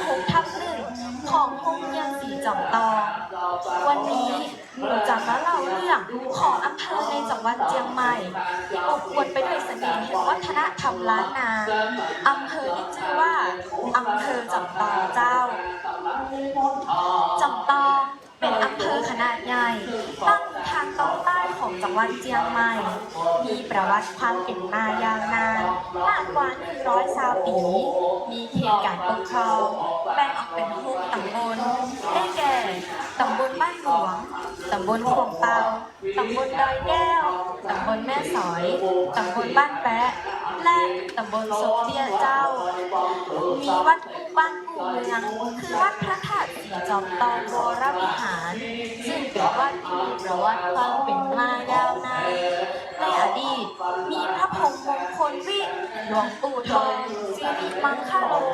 ได้ดำรงตำแหน่งเจ้าอาวาสเจ้าในอดีตที่ตั้งดอยจอมตองเป็นเนินเขาน้อยๆคล้ายจอมปลวกแต่ว่าหลังเตามีป่าไม้ทองกวาวและทองหลางดำเนินจึงทำให้ผู้คนในอดีตเรียกว่าดอยจอมตองเจ้าตามตำนานก็พูดกันว่าหลังจากที่พระพุทธเจ้าเสด็จปรินิพพานแล้วเจ้าอโศกมหาราชได้เสด็จมาที่ดอยแห่งนี้และอัญเชิญพระทักขิณมีธาตุกล่าวว่าพระเศียรเบื้องขวาของพระพุทธเจ้าซึ่งมีขนาดต้องเม็ดพุทราพระบรมธาตุย่อยแห่ง7 องค์เข้าสู่โบสถ์เทศและอัญเชิญปฏิสถานไว้ในคูหาใต้ดอยจอมตองแห่งนี้เจ้าต่อมาในปีพุทธศักราช1994ก็ได้มีการก่อสร้างวัดขึ้นบนดอยจอมตองแล้วคงชื่อว่าวัดพระธาตุจอมตองเจ้าขออภัยเจ้าแล้วคงชื่อว่าวัดพระธาตุจอมตองเจ้าต่อมาเมื่อปี 2506 เมื่อนายกฐานะเป็นพระอารามหลวงก็ได้เปลี่ยนชื่อเป็นวัดพระธาตุศรีจอมตองวรวิหารแถมทั้งในปี 2443 ทางราชการก็ได้ใจชื่ออำเภอขึ้นว่าอำเภอจอมตองเจ้าวัดพระธาตุศรีจอมตองวรวิหารมีประเพณีส่งน้ำพระธาตุเดือน9เป็งซึ่งตรงกับวันขึ้น15 ค่ำเดือน6กับว่าเดือน9เหนือหรือที่พ่อแม่พี่น้องเจ้าจอมตองท้องกันว่างานเดือน9นั่นเองเจ้าแถมทั้งพระธาตุจอมตองก็ยังถือเป็นพระธาตุประจำปีชวดตามความเชื่อของคนล้านนาเฮาว่ากันว่าใครเกิดปีชวดและได้มาสักการะหน้าที่แห่งนี้ก็จะได้รับอานิสงส์แรงกล้าและเสริมสิริมงคลให้ชีวิตรุ่งเรืองเจ้าบ่เพียงแต่เรื่องราวทางศาสนาต้องอัน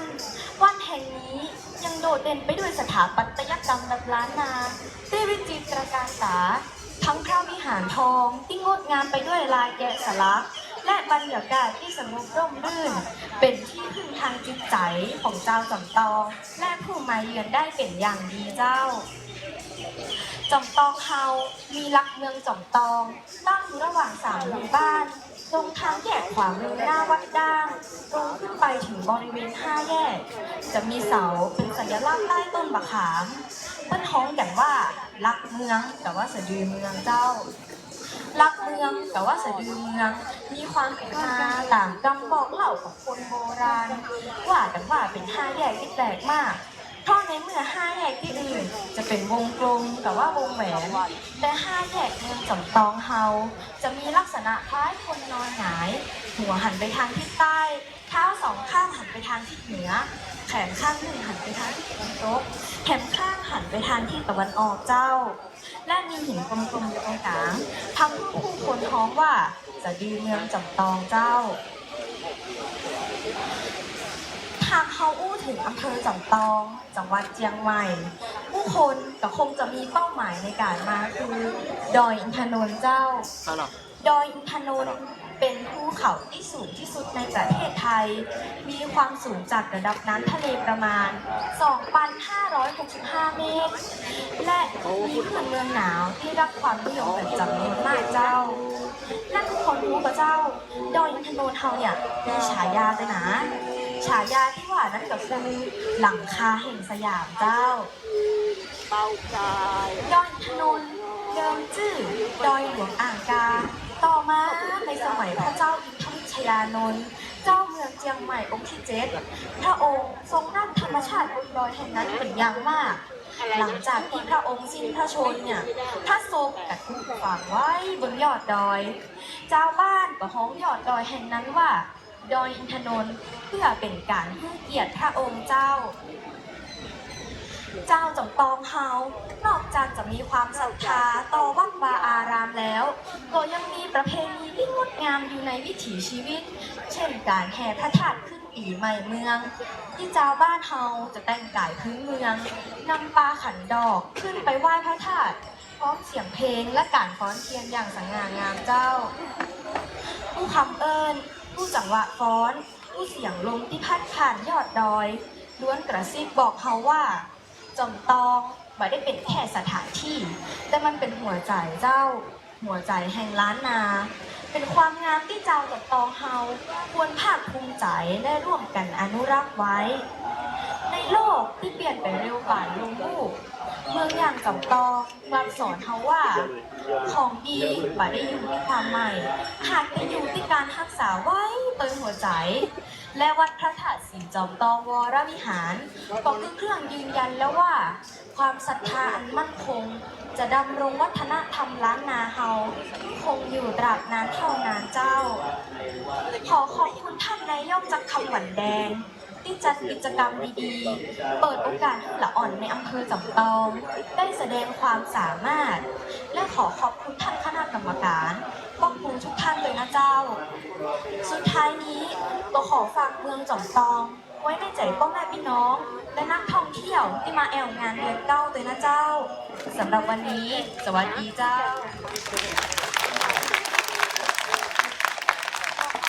เจ้า อันนี้คือหัวใจของเมืองจอมตองของคนจอมตองได้แก่เจ้า น้องๆคือหัวใจนะเจ้าคือพื้นฐานของคนจอมตองตั้งแต่วันนี้ได้มาเล่าลูกพ่อแม่พี่น้องได้ฟังนะเจ้าสุดยอดเจ้า พิธีกรก็ได้รับความรู้ไปตัวอันยังที่ยังไม่ได้รู้กลับมารู้วันนี้แหละนะเจ้า ขอเชิญลำดับที่ 3 เจ้าเด็กชายเศรษฐพงษ์เรือนงอเจ้า เด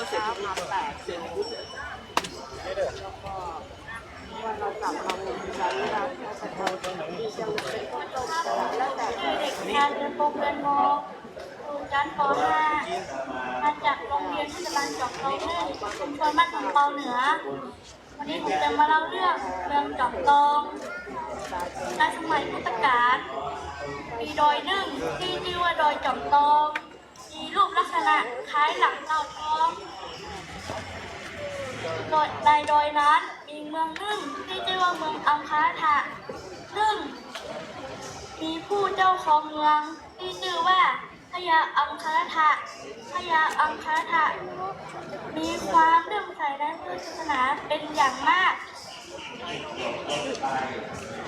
และหลายวันต่อมาจะมีพ่อค้าจากอินเดียมาบอกพญาอังคารทะว่าบัดนี้พระพุทธเจ้าได้บังเกิดขึ้นแล้ว หลังจากนั้นพญาอังคารทะก็ได้ถือศีล5และขอพรพระพุทธเจ้าเสด็จมายังเมืองอังคารทะแห่งนี้ ในคืนนั้นพญาอังคารทะก็ได้ฝันเห็นหงส์ตัวใหญ่กับลูกสมุนหงส์ใจกลางเมือง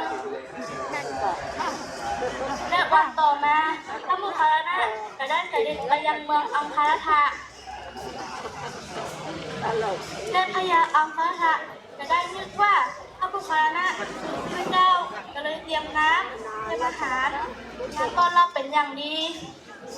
หลังจากนั้นพระมุขารนะก็ได้บอกว่าเราไม่ใช่พระเจ้าเราคือสาวกของพระพุทธเจ้า หลังจากนั้นพระโมคคัลลานะก็ ได้เสด็จกลับเมืองไปและหลายวันต่อมาพญาอังคทะจะได้อยากเห็นพระเจ้าอีกครั้งก็เลยถือศีล8และขอพรอีกครั้งและคืนนั้นพญาอังคทะก็ได้ฝันเห็นช้างเผือกตัวใหญ่และลูกสมุนช้างเผือกอยู่กลางใจเมืองพญาอังคทะคิดว่าคราวนี้พระพุทธเจ้ามาแน่นอนเลยเตรียมงานเลี้ยงเตรียมอาหารมาต้อนรับเป็นอย่างดีและวันนั้นพระพุทธเจ้าก็ได้เสด็จมายังเมืองอังคารทะและพระพุทธเจ้าก็แสดงธรรมพอพระพุทธเจ้าแสดงธรรมเสร็จพระพุทธเจ้าก็คือพยากรณ์ว่าถ้าเราจะหาคนนิพพานแล้วถ้าพระเศียรเบื้องขวาของเราจะนำประดิษฐานณดอยจอมทองแห่งนี้มันจะได้กับทองคำเรื่องเล่าเมืองจอมทองไม่ขอได้เล่าไปถ้าพิพาทประการใดจะขอคอยเถอะนะครับ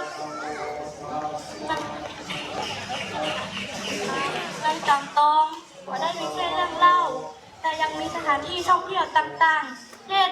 ดอยอินทนนท์น้ำตกแม่ยะน้ำตกแม่กาครับ ขอบคุณครับสิ่งที่พ่อแม่พี่น้องไปจะตบมือแหละเนาะคือได้แถมน้อยหนึ่งขอแถมน้อยขอคะแนนแถมน้อยนะเจ้าจากโรงเรียนไหนก็ลูกเทศบาล1นะเจ้าเนาะคนสุดท้ายนะเจ้าคนที่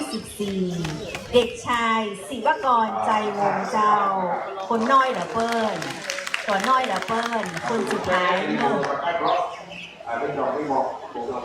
สวัสดีครับ ผมชื่อเด็กชายศิวกรใจวงศ์อยู่ชั้นป .5 มาจากโรงเรียนเทศบาลจอมทอง1ชุมชนบ้านควงเปาเหนือบ้านผมอยู่หมู่11ควงเปาเป็นเจ้าปากกล้วยครับ วันนี้จะมาเล่าเรื่องเมืองจอมทองในสมัยพระพุทธกาลพญาอังครัตถะผู้ที่มีความเลื่อมใสในพระพุทธศาสนาเป็นอย่างมากได้เสาะแสวงหาการบังเกิดของพระพุทธเจ้าบนโลกใบนี้วันหนึ่งพระองค์ได้ทราบข่าวจากพ่อกาที่มาจากอินเดียว่าบัดนี้พระพุทธเจ้าได้บังเกิดแล้วเวลานี้ประทับอยู่ที่เมืองราชคฤห์ในประเทศอินเดียพญาอังครัตถะจึงตั้งใจรักษาศีลอย่างสม่ำเสมอและอธิษฐานขอให้พระพุทธเจ้ามาโปรดพอพระพุทธองค์ได้ทราบข่าวเทพยานจึงทรงพระโมคคัลลานะ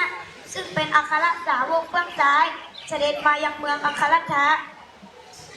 ท่านผู้ฟังทุกคนน่าจะรู้จักดอยโมคคัลลานบ้านเฮาแม่นแล้วครับพระโมคคัลลานะได้เสด็จมายังดอยโมคคัลลานตอนนี้ยังมีหอยพุทธบาทคือชาวพระพุทธศาสนิกชนรุ่นหลังได้กราบไหว้สักการะบูชา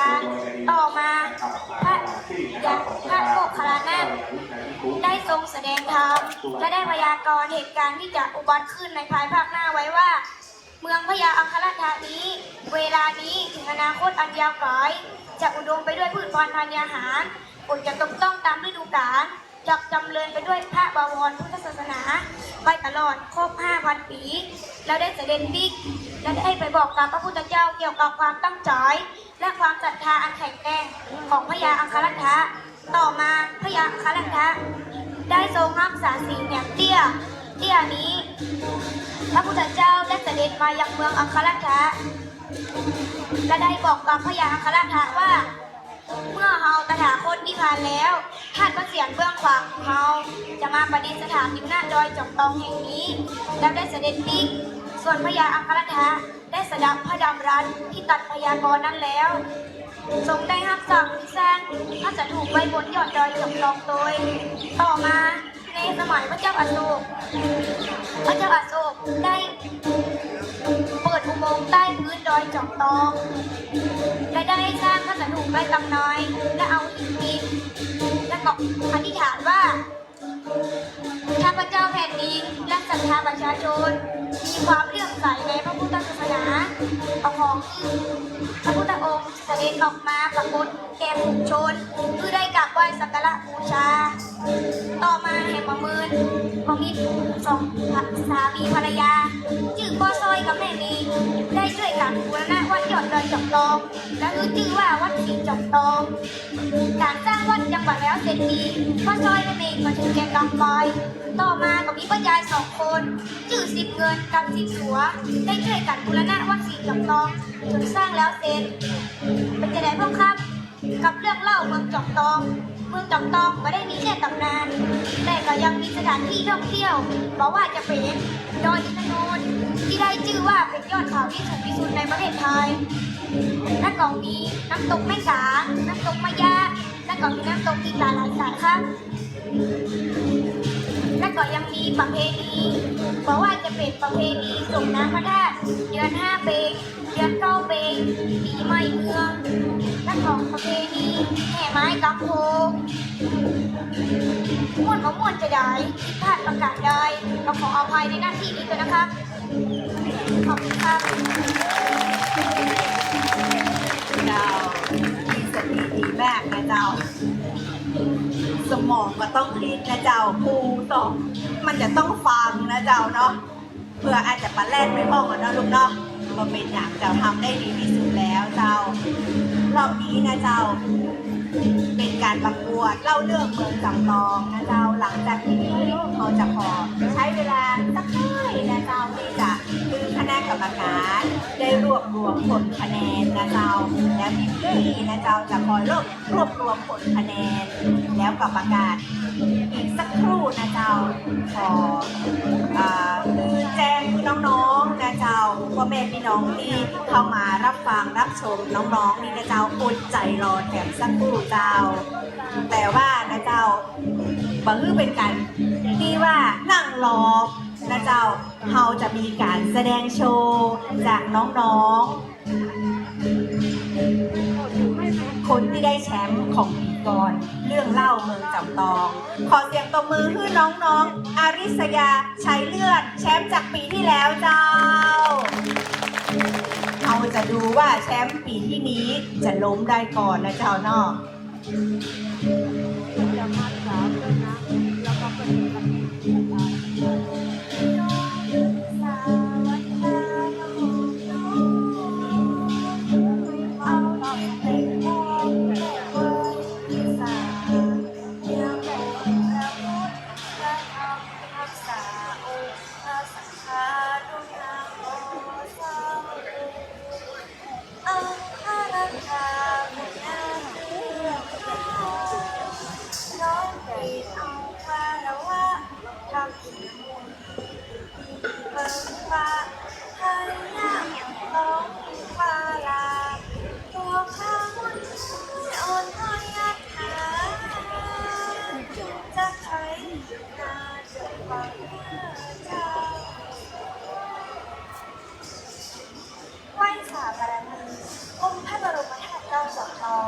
น้อมบูชาครูบาอาจารย์แห่งนครเมืองจอมทองบ้านเฮา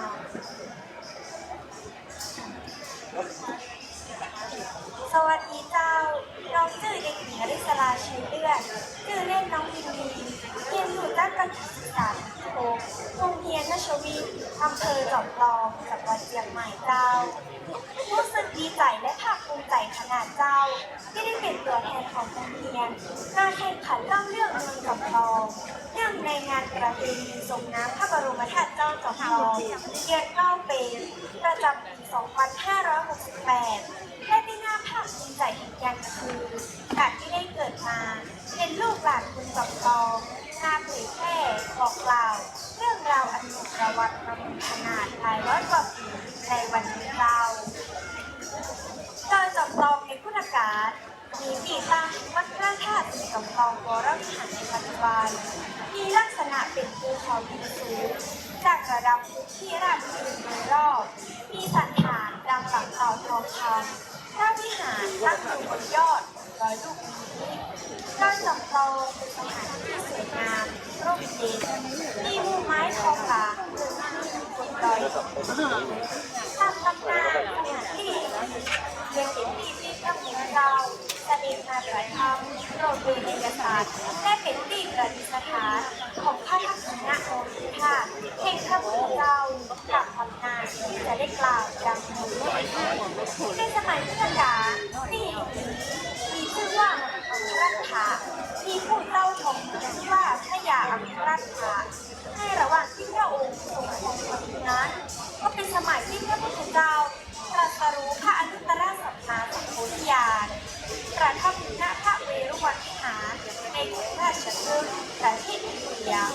พระองค์ทรงสนใจว่าแสดงข่าวสารความบังเกิดพระพุทธเจ้าพระธรรมและพระสงฆ์โดยสมุทนาอยู่นาวันหนึ่งพระองค์ได้รับข่าวจากพ่อกายอินเดียว่าวันนี้พระพุทธเจ้าได้บังเกิดขึ้นในโลกนี้แล้วพระพุทธองค์ทรงประทับอยู่ณพระเวรุวันวิหารในกรุงราชคฤห์ประเทศอินเดีย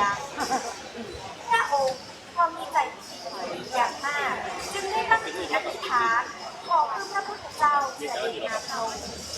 เมื่อพระพุทธองค์ทรงทราบด้วยพระญาณแล้วจึงจะได้การอัครรัตถะพร้อมโดยพระภิกษุสาวกต่างอากาศได้มาหาอาหารบิณฑบาตจากพระยาอัครรัตถะและทรงแสดงธรรมตรงพร้อมขึ้นตรัสไว้ว่าเมื่อเขาทานแล้วขัดว่าเสียงเครื่องขวาของเราจะมาประดิษฐานอยู่หน้าดอยกับตองนี้แล้วพระพุทธองค์จะทรงเสด็จกลับส่วนพระยาอัครรัตถะเมื่อทราบจากคำพยากรณ์นั้นแล้วจึงทรงสั่งผู้สร้างสถูปไว้บนยอดดอยกับตอง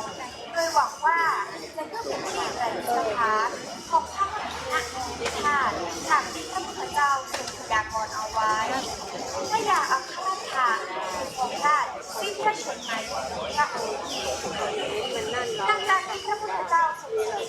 ผ่านไปแล้วโพธิธรรมได้จัดแต่งพระบรมสารีริกธาตุให้แก่กษัตริย์8นครซึ่งในเดือนนั้นวันละกษัตริย์นาราจะเป็นผู้ได้พระมหากษัตริย์ธาตุไว้พระมหากษัตริย์เถระทราบดังนั้นได้กราบทูลมาลักษัตริย์ที่พระพุทธองค์ทรงพยากรณ์เอาไว้เมื่อลักษัตริย์ทราบดังนั้นจึงได้ถวายพระบรมธาตุวางไว้บนฝ่ามือและได้อธิษฐานอาราธนาพระบรมธาตุเสด็จมายังรอยกับทอง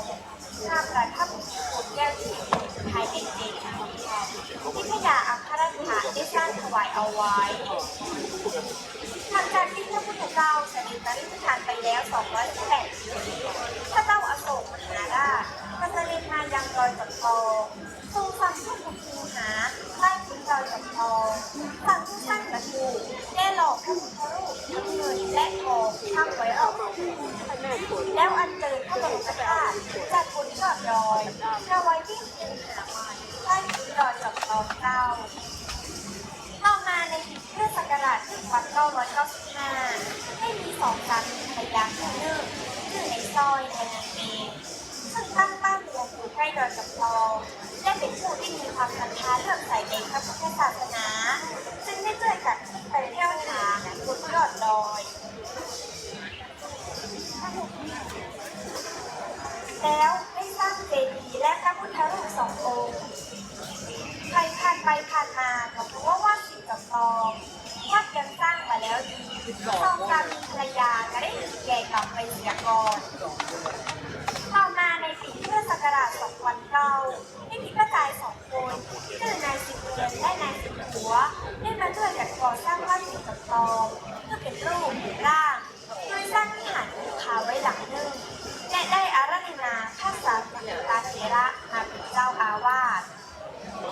ได้ช่วยกันประดิษฐ์ปฏิสังขรณ์วิหารมั่นคงแรงโดยใช้ไม้ระเนกและกระเบื้องในการหลังคาจากนั้นเจ้าอาวาสจะได้มรณภาพไปจะได้มีเจ้าอาวาสผู้ประกอบงานได้มาสร้างปราสาทเมืองและระเบียงหน้ามุมหลังวิหารเพื่อเป็นที่ไว้พระพุทธรูปได้ยังก่อกำแพงรอบวิหารถึง10 ด้านพร้อมทั้งยังสร้างกุฏิเพื่อเป็นที่อยู่อาศัยของพระภิกษุสงฆ์และช่วยกันบูรณะปฏิสังขรณ์วัดกุศลนา ในปีพุทธศักราช 2042 ในสมัยที่พระธรรมปัจจุเถระเจ้าอาวาส ได้มีตาผาเขาคนหนึ่งเกิดนิมิตฝันว่ามีเทวดามาบอกว่าใต้พื้นวิหารบนยอดดอยนี้มีพระบรมธาตุของพระพุทธเจ้าอยู่และพระบรมธาตุนั้นจะเสด็จออกมาเพื่อประชาชนได้สักการะต่อไปพระป่าขาวจึงนำความฝันนี้ให้เราเจ้าอาวาสฟังท่านจึงได้อธิษฐานว่าถ้ามีจริงดังความฝันขอเพื่อพระบรมธาตุนั้นเสด็จออกมาข้าพเจ้าได้พบได้เห็นข้าพเจ้าเมื่ออธิษฐานแล้วในวันรุ่งขึ้นก็ได้พบพระบรมธาตุที่ช่องใจกลางพระเกศพระพุทธรูปในวิหารและจึงรักษาเอาไว้เป็นเงียบพูดนะในปีพุทธศักราช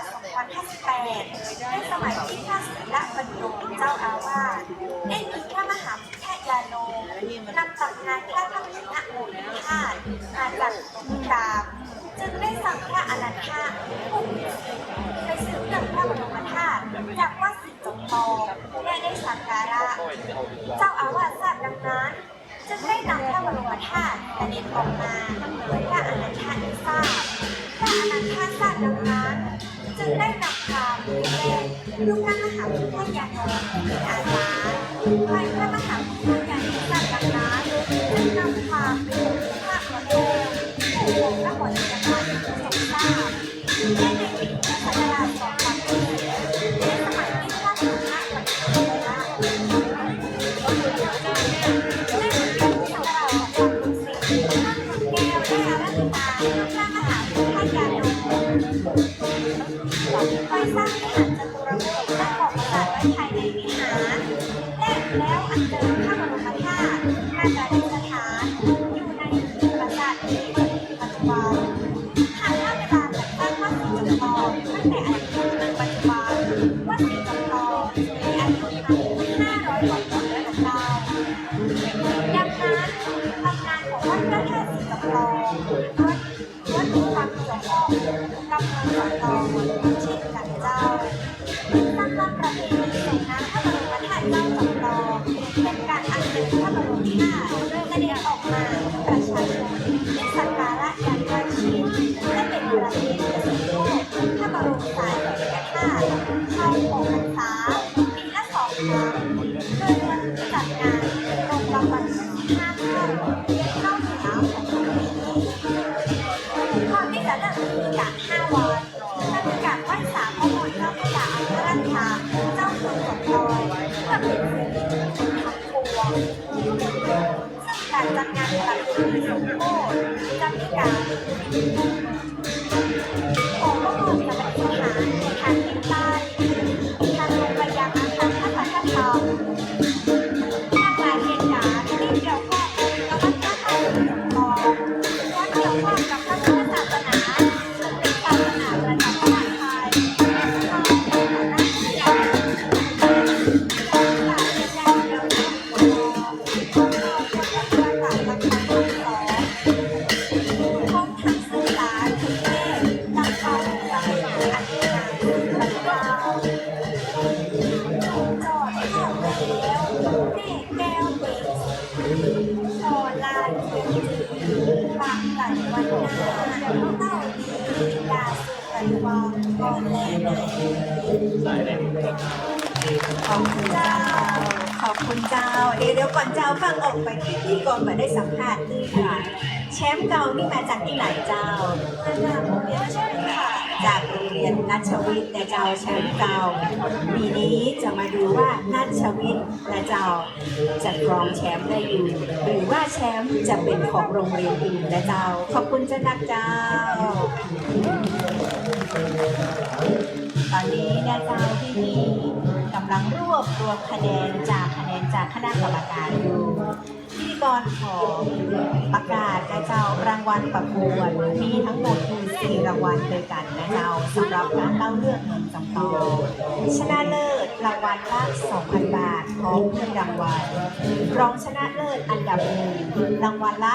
1,500 บาทพร้อมถ้วยรางวัล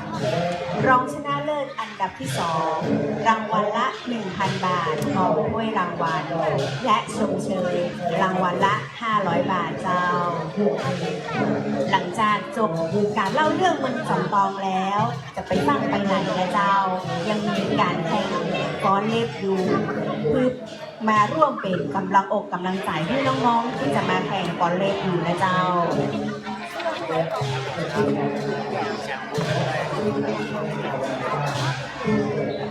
ตอนนี้นะเจ้าผลการชนะนะเจ้าผลการตัดสินอยู่ในมือพิธีกรแล้วนะเจ้าขอเรียนเชิญรุ่นน้อยอยู่ตั้งนั้น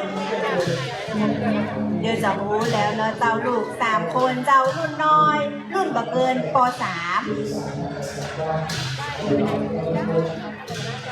3 คนแรกที่แข่งขัน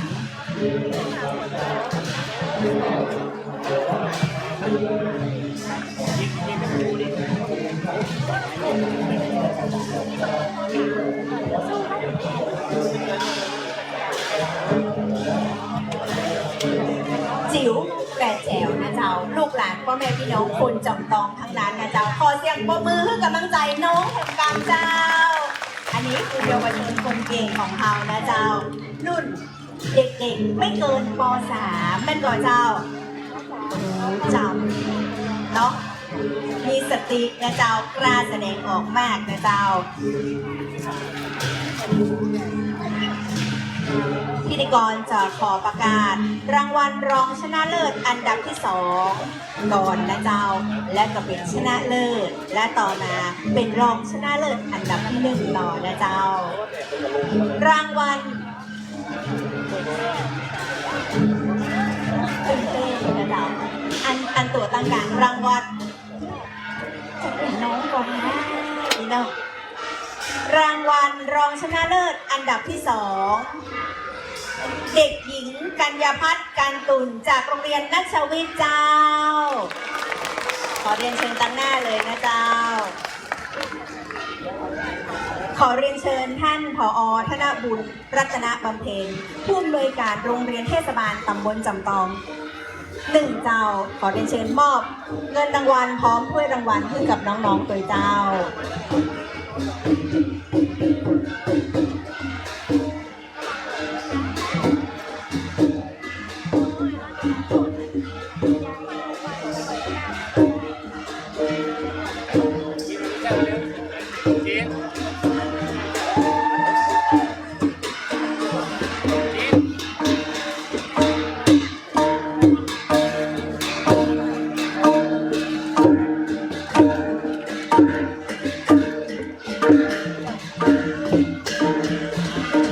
และรางวัลชนะเลิศการเล่าเรื่องเมืองจำตองได้แก่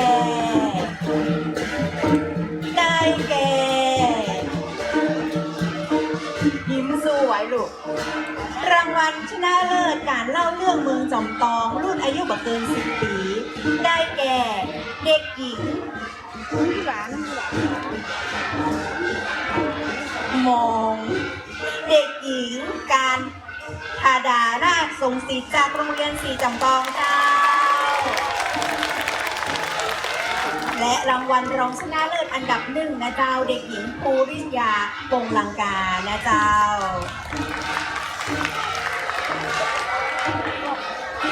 ขอเรียนเชิญนะเจ้า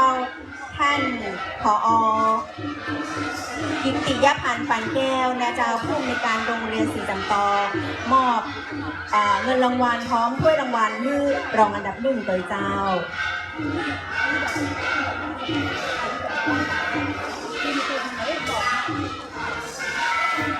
เด็กหญิงภูริษาปงลังกาจากโรงเรียนเทศบาลจอมทอง1เจ้าภูริชยาขอโทษนะเจ้าพิธีกรอาจจะอ่านผิดเนาะเด็กหญิงภูริชยาปงลังกาจากโรงเรียนเทศบาลจอมทอง1เจ้า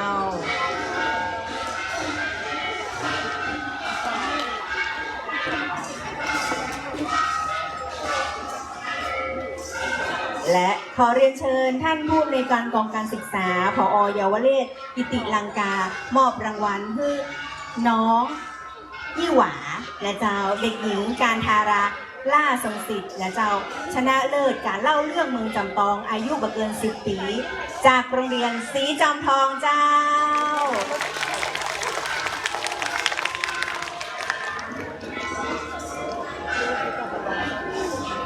อันนี้หลุดเถอะ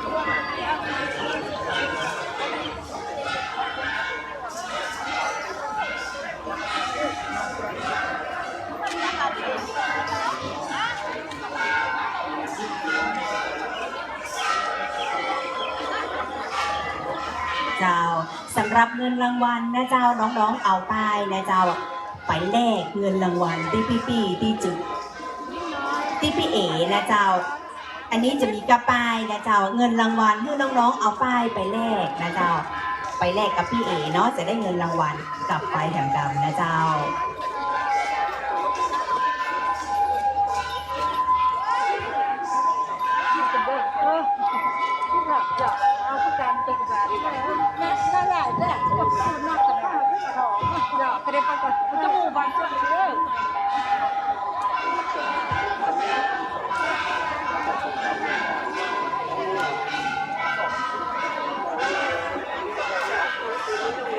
เจ้าสำหรับรางวัลต่อไปการเล่าเรื่องเมืองจำปองอายุบ่เกิน13 ปีของอายและก็ของพี่นะเจ้าเนาะวันนี้เหมือนกันเจ้ามีรางวัลอยู่ก็คือทุกคนมาทุกคนต้องได้รางวัลเด็กดีทุกคนนะเจ้าเนาะพิธีกรจะขอประกาศรางวัลรองชนะเลิศอันดับที่2ก่อนแล้วก็เปลี่ยนเป็นรองชนะเลิศอันดับที่1แล้วก็ค่อยชนะเลิศนะเจ้าหลังจาก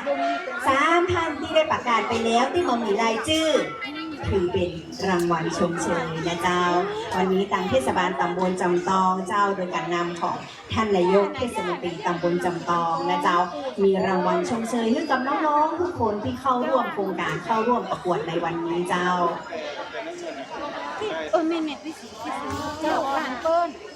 เจ้าเพื่อมันตื่นเต้นเหมือนนะเจ้าเนาะพิธีกรจะขอประกาศรางวัลชมเชยก่อนทั้งหมด11 คนนะเจ้าน้องๆนะเจ้าคนแรกนะเจ้าเด็กหญิงนิชกุลหมื่นจีจากโรงเรียนนัชวิทย์เจ้าเด็กชายกิตยศแก้วใจเด็กชายวิทยานนท์แสนใจบานเด็กหญิงนันประภาตู่ชัยเด็กหญิงจินนามนกันเด็กหญิงบุญญาดาบุญสุวรรณเด็กหญิงสิรัญญาพงศ์วัตถุเด็กชายสิทธพงษ์เรือนงอเด็กชายศิวกรใจวงศ์เด็กหญิงจีรัชยาอภิชัยและเด็กชายพัชระตานาเป่งเจ้าขอเรียนเชิญตั้งหน้าเลยเจ้า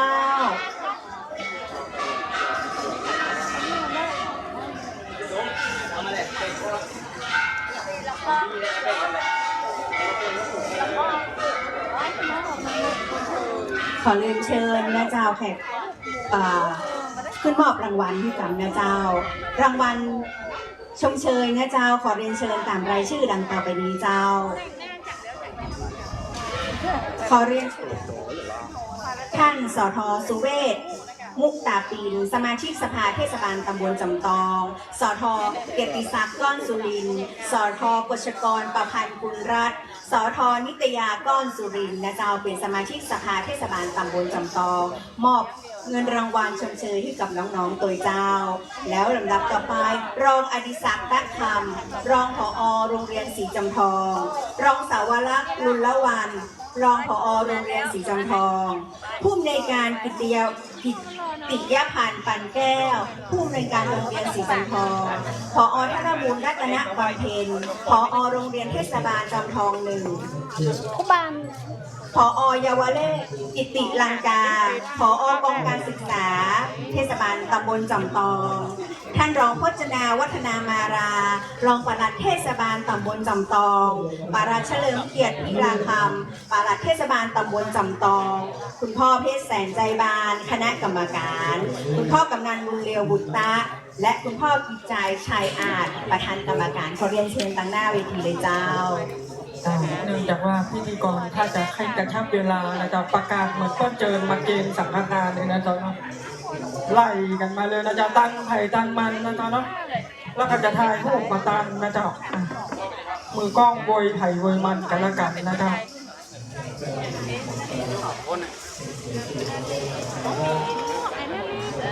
ไผ่ที่ยังมาได้เตือนนะครับเรียงคิวอะต่อคิวกันไปเลยนะเจ้าต้องกราบขอสุมาภัยสำหรับแขกผู้มีเกียรติทุกท่านที่อยู่ในบริเวณนี้นะเจ้าเนื่องจากว่ามีการประกวดฟ้อนเล็บเนี่ยเจ้าเห็น3 ทีมนะเจ้าเป็นถือว่าประกวดต่างโชว์เนาะยัง3 ทีมนะเจ้าเรียนเชิญพ่อแม่พี่น้องได้อยู่ด้วยกันเพื่อที่จะให้กำลังใจละอ่อนนะเจ้าเนาะ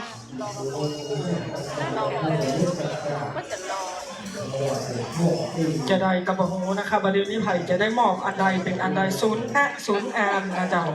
ปรากฏการณ์ใหม่นะเจ้าคือเทียบว่ามาเกณฑ์สังฆทานแล้วก็ถวายปัจจัยทุกเจ้านำเป็นศูนย์อ่านจะอ่านนะ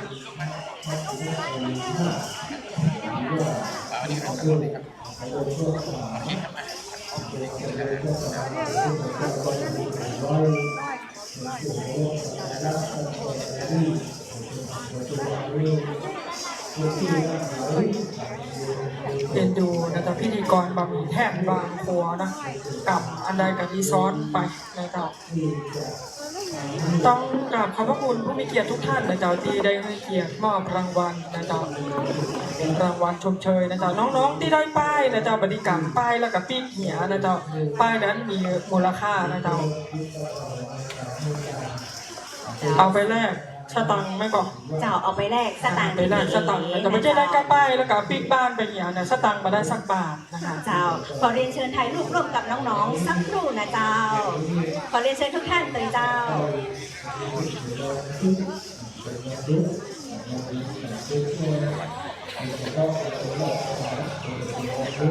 ตามกันนี้เราขอกราบขอบพระคุณทุกโรงเรียนนะเจ้าที่ได้ส่งละอ่อนมาเข้าร่วมประกวดในวันนี้ตัวนะเจ้าบอกว่าจะเป็นโรงเรียนสุทธิวงศ์ดำรงวิทย์นะเจ้าโรงเรียนนัชวิทย์โรงเรียนเทศบาลจอมทอง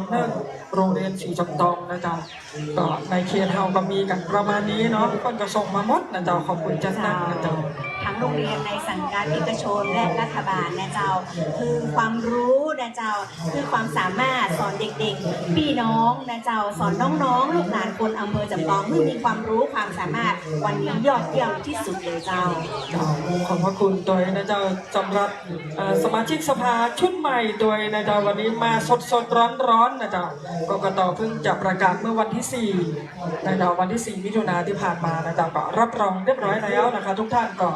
สามารถทำงานพัฒนาบ้านเมืองได้แล้วนะเจ้า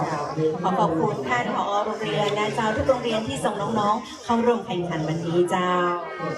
สำหรับ3 คนที่ยังไม่ได้ประกาศจะเอาเหมือนนางงามเนาะออกมายืนจับมือกันตั้งหน้าอีกบอกแม่นเจ้าเดี๋ยวหลังจากนี้นะเจ้าพิธีกรขอเรียนเชิญน้องๆ3 คนที่ยังไม่ได้ประกาศตั้งหน้าเวทีนี้เลยนะเจ้า3 ท่านที่ยังไม่ได้ประกาศนะคะเช็คตีนเตียวตีนเสื้อคอเสื้อให้เรียบร้อยในจากเบอร์เนาะแต่งให้เรียบร้อยน้องๆต้องเอาป้ายไปแลกเงินรางวัลป้ายไปแลกสตางค์นะเจ้าไอ้บุรีนะจ๊ะไอ้บุรีก็ก่อยเตียวนะลูกเนาะ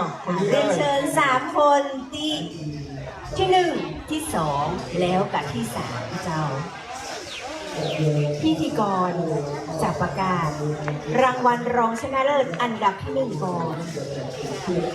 วันเดียวนี้ก็ใจมีคนเดียวเนาะขนาดข้างไม่ยืนเนาะสู้กว่าหนุ่มมั่นใจกันเนาะรางวัลรองชนะเลิศอันดับที่1ได้แก่เด็กชายภูตะวันพรหมจันทร์เจ้าขอเรียนเชิญพ่อเพชรแสงใจบานมอบเงินรางวัลพร้อมถ้วยรางวัลให้กับน้องๆโดยเจ้า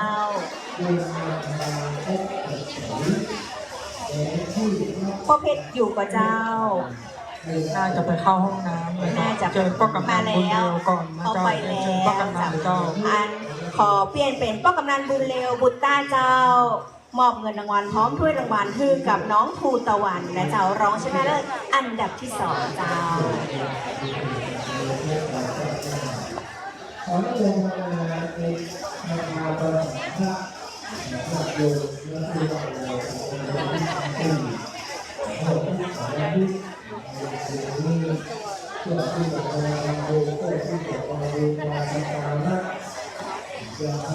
แล้วไปยังบังป้องกำนันออกไปเพื่อนขอมอบแถมรางวัลนะเจ้า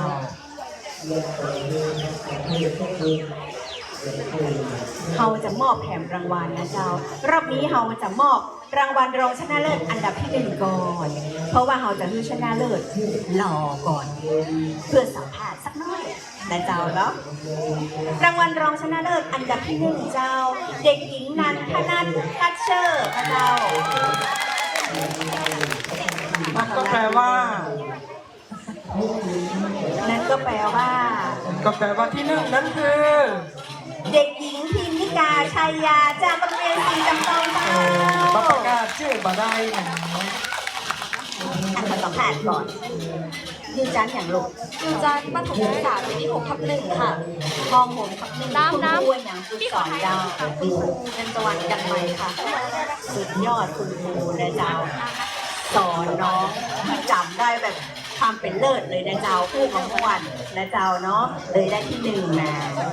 ขอเรียนเชิญป้อมกิจใจชัยอาจมอบเงินรางวัลพร้อมถ้วยรางวัลขึ้นกับน้องพิมนิพาชัยยารางวัลชนะเลิศเล่าเรื่องเมืองจำตองรุ่นอายุบักเกิน13 ปีเจ้าขอเสียงปรบมือให้กำลังใจน้องๆตัวเจ้าเป็นแชมป์ปีนี้เนาะแชมป์เล่าเรื่องเมืองจอมทองนะจ๊ะสำหรับประเพณีส่งน้ำพระบรมธาตุเจ้านะจ๊ะสีจอมทองของเราในปีพุทธศักราช 2568 นะจ๊ะต้องกราบขอบพระคุณผู้สนับสนุนนะจ๊ะบอกว่าจะเป็นครูที่ฝึกสอนหรือว่าท่านผู้อำนวยการโรงเรียนนะจ๊ะที่ส่งละอ่อน3คนนี้เข้ามาแข่งขันนะจ๊ะน้องเก่งแต่ทั้ง3คนเลยคะแนนเฉือนกันไปน้อยเดียวไปเลยนะจ๊ะแล้วก็มีรางวัลพิเศษเรียนเชิญป้ากิจใจยังอยู่นะเจ้ามีรางวัลพิเศษสำหรับลีลาดีอีวะลีลาถูกใจผู้ชมไม่ได้ว่าเป็นไทยเจ้าน้อยนะท่านรองสาวรักษ์บอกน้อยนะเด็กชายอุ้ยเหมือนเจ้าตัวก็จะโหนะเจ้า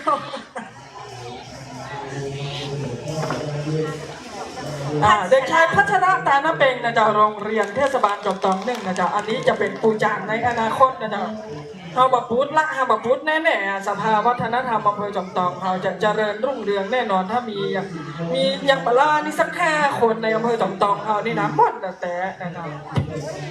เพลงคาราบาวของจังหมดละกูเพลงอย่างเช่นธรรมดาเลยขอบพระคุณป้ากิจใจนะจ๊ะเชิญพิธีกรต่อจ้าเจ้าต้องขอบคุณคณะกรรมการนะเจ้าที่ประกวดเล่าเรื่องเมืองจำตองก็ครูกิจใจชัยอาจประธานสภาวัฒนธรรมนะเจ้าก็ครูเพชรแสนใจบานประชุมชนแล้วก็กำนันบุญเร็วบุตตะเป็นอย่างสูงนะเจ้าที่วันนี้มาคือคะแนนนะเจ้ามาคือตัดสินน้องๆที่ประกวดเล่าเรื่องเมืองจำตองจะไปฟังไปไหนนะเจ้าท่านไหนที่ได้ทำบุญอย่างเรียบร้อยแล้วนะเจ้าเรียนเชิญตั้งหน้านี่เลยนะเจ้าเก้าอี้ยังว่างลำดับต่อไปเราจะเป็นการประกวดฟ้อนเล็บนะเจ้ายังบัดเสร็จเตื้อรอบนี้เรามี2กิจกรรมตัวกันเจ้ากิจกรรมสุดท้ายกิจกรรมฟ้อนเล็บเจ้าจะไปพึ่งไปไหนนะเจ้าน้องๆบอกว่าจะไปไหนเด้อพ่อแม่พี่น้องน้องแต่งหน้าต้องมาจากละขอให้ได้แสดงกันสักกรรมนี่เนาะเจ้าไปคนละเพิ่มแม่เจ้าเติมใหม่เพราะว่าเพื่อจะแสดงความสวยสดงดงามของการฟ้อนเล็บวัฒนธรรมล้านนาของคนบ้านเฮานะเจ้า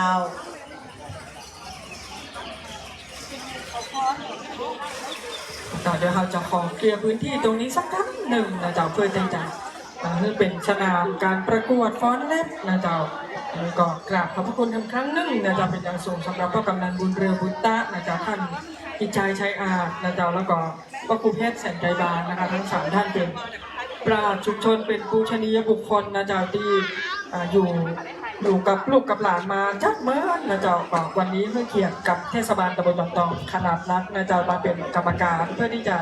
พิจารณาว่าลูกหลานของเราเล่าเรื่องเมืองจอมทองได้ม่วนก่อได้ตรงก่อนะเจ้า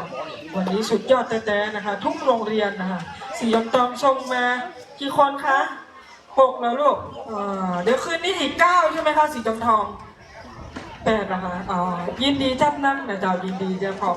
พระคุณที่มีส่วนร่วมในการอนุรักษ์ประเพณีวัฒนธรรมบ้านเฮาโดยนะเจ้ารวมทั้งการฟ้อนเล็บตัวนะเจ้าที่จริงใจถ้าจะให้ทรงหลายทีนะเจ้าคุณครูชมพู่บอกว่า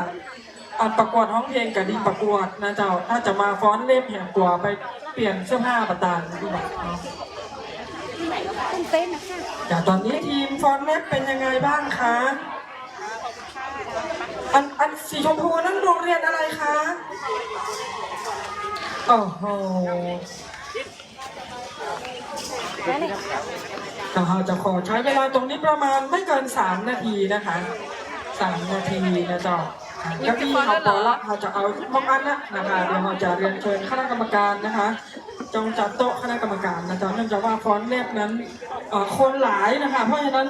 การกรรมการจะต้องหลายตัวนะจ๊ะโต๊ะของกรรมการจะใช้2 ตัวนะคะเก้าอี้5นะคะ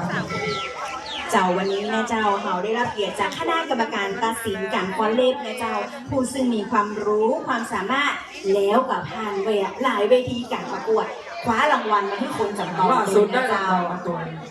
ล่าสุดได้รางวัลมาตัวนะเจ้าเป็นของดีของคนจำตองของดีจำตองของอำเภอจำตองนะเจ้าเนาะตัวเจ้าเขาเพียบหรอกวงคนเท่าพ่ออย่างเนาะตึงวงนี่รวมกันตึงคณะจ้างฟ้อนเนี่ยฟ้อนหน้าอันแม่กำน่ะเต็มถนนฮะรวมอายุแล้วเป็น10,000ดีกว่าเขาว่าแตะบ้าเนาะล่าสุดก็เป็นคว้ารางวัลระดับจังหวัดเชียงใหม่เลยนะครับแม่เจ้าคณะกรรมการจะมีทั้งหมด4 ท่านโดยกันนะเจ้าท่านบอกว่าเจ้า5 ท่านนะเจ้าพิธีกรถ้าอย่าตาลายนะเจ้าช่วงนี้ตาลายไปแล้วก็ดีลายเนาะคือปันกินกันน้ำเปล่าอย่าลืมนะเจ้าเอาป้ายนะเจ้าไปรับเงินรางวัลจากพี่เอ๋ตัวนะเจ้าเนาะบดีเอาป้ายไปอย่างเดียวก็จะได้ป้ายปิดไปอย่างเดียวเจ้าเอาป้ายมาคืนตัวนะเจ้าเอาป้ายมาแลกสตางค์นะเจ้าเพราะว่าป้ายนี่เบื่อจะได้ใจอยู่นะเจ้าตอนกลางคืนมีการประกวดร้องเพลงแถมมันกว่าเจ้าเรียนเชิญนะเจ้าทุกท่านที่ได้มาแอวงานนะเจ้าประเพณีส่งน้ำวัดพระธาตุเจ้าสีจำตองนะเจ้าหรืองานเดือน9 ปีของเรานะเจ้าวันหนึ่งมาคือกำลังอกกำลังใจน้องๆที่ประกวดร้องเพลงนะเจ้าเนาะเป็นทีมเด็กและเยาวชนเป็นทีมเด็กและเยาวชนในอำเภอจำตองกับเจ้าในอำเภอจอมทองในอำเภอจำตองนะเจ้าพ่อแม่พี่น้องนะเจ้าที่ส่งบุตรหลานเข้าร่วมประกวดหรือจะมาร่วมเป็นกำลังอกกำลังใจก็ได้นะเจ้าเนาะเสียงตบมือเป็นกำลังใจนะเจ้าคือกับน้องๆที่เข้าร่วมประกวดชุดต่อไปโดยเจ้าเสียงปรบมือเป็นกำลังใจนะเจ้าส่วนรายได้นั้นเป็นกำไรกว่านะเจ้าเอามาให้ได้เลยนะจะจองเข้าไปนะเจ้าเนาะบึ้ดถ้าจะมีขายพวงมาลัยอยู่นะเจ้าเดี๋ยวพี่หนุ่มกองการศึกษาจะซ่อพวงมาลัยมาขายนะเจ้าบึ้ดมา1เนาะเจ้าสำหรับท่านใดนะเจ้าจะเป็นผู้ใหญ่ใจดีจะสนับสนุนนะเจ้าน้องๆทีมฟ้อนเรศคุณครูก็บอกว่ายินดีเป็นอย่างสูงเลยนะเจ้าเพื่อที่จะเอาคือน้องๆได้ไปพัฒนานะเจ้าคือมีความสามารถคือเป็นปีต่อไปตัวนะเจ้า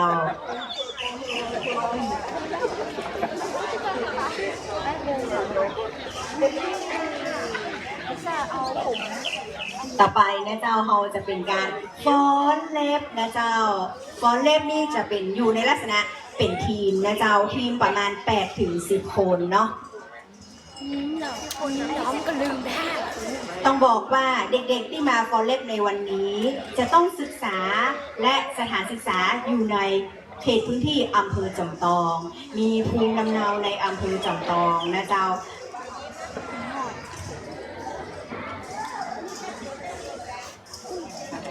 ตอนนี้คณะกรรมการเฮาพร้อมแล้วนะเจ้าพิธีกรจะขอ ประกาศรายชื่อกรรมการนะเจ้าตามรายชื่อดังต่อไปนี้เจ้าท่านที่หนึ่งนะเจ้านางสุภานิดาแก้วตาข้าราชการบำนาญเจ้าขอเสียงปรบมือให้กรรมการตัวเจ้า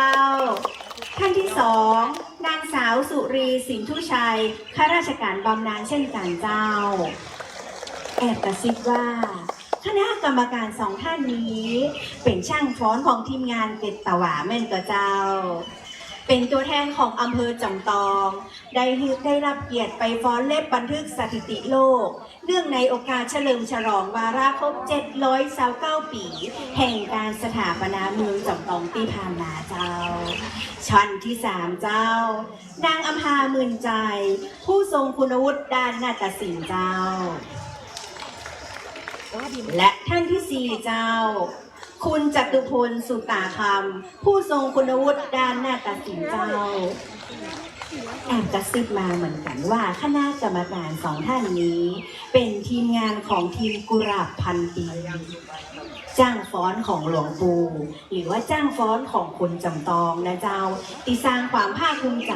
แล้วก็สร้างชื่อเสียงให้กับคนจำตองโดยได้รับรางวัลชนะเลิศการประกวดฟ้อนเล็บในงานไส่ขันดอกบูชาอีกทีปี 2568 ที่ผ่านมาเจ้าท่านที่5นะเจ้า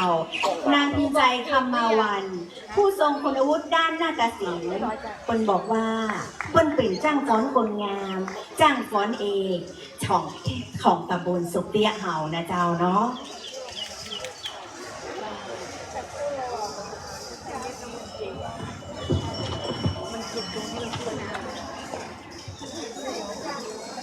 โรงเรียนที่เข้าร่วมการประกวดฟ้อนเล็บนะเจ้ามีทั้งหมดอยู่3โรงเรียนเตยกันนะเจ้าโรงเรียนแรกคือโรงเรียนศรีจำตองนะเจ้ามาชื่อทีมนาฏยนารีศรีจำตองมีผู้แสดงทั้งหมด8คนเจ้าครูผู้ฝึกสอนคุณครูกนกวรรณชัยยศและทีมที่2จากโรงเรียนนัชวิทย์ผู้แสดง10คนครูฝึกสอนคือคุณครูมารินีคำมามูลและทีมที่3เจ้าโรงเรียนเทศบาลจอมทองหนึ่งหรือว่าโรงเรียนชุมชนควงเปาเหนือผู้แสดงทั้งหมด10คนเจ้าครูผู้ฝึกสอนคุณครูกันรดายาณโสและคุณครูวิภานีสินเสรีตอนนี้น้องๆที่จะแสดงชุดแรกพร้อมหรือยังเจ้าพร้อมแล้วพร้อมแล้วค่ะจากที่ไหนเจ้านัชวิทย์เจ้าจากโรงเรียนนัชวิทย์เป็นกับเจ้าเสียงดังฟังชัดนะเจ้าขอเสียงตบมือเพื่อเป็นกำลังใจน้องๆจากโรงเรียนนัชวิทย์เจ้า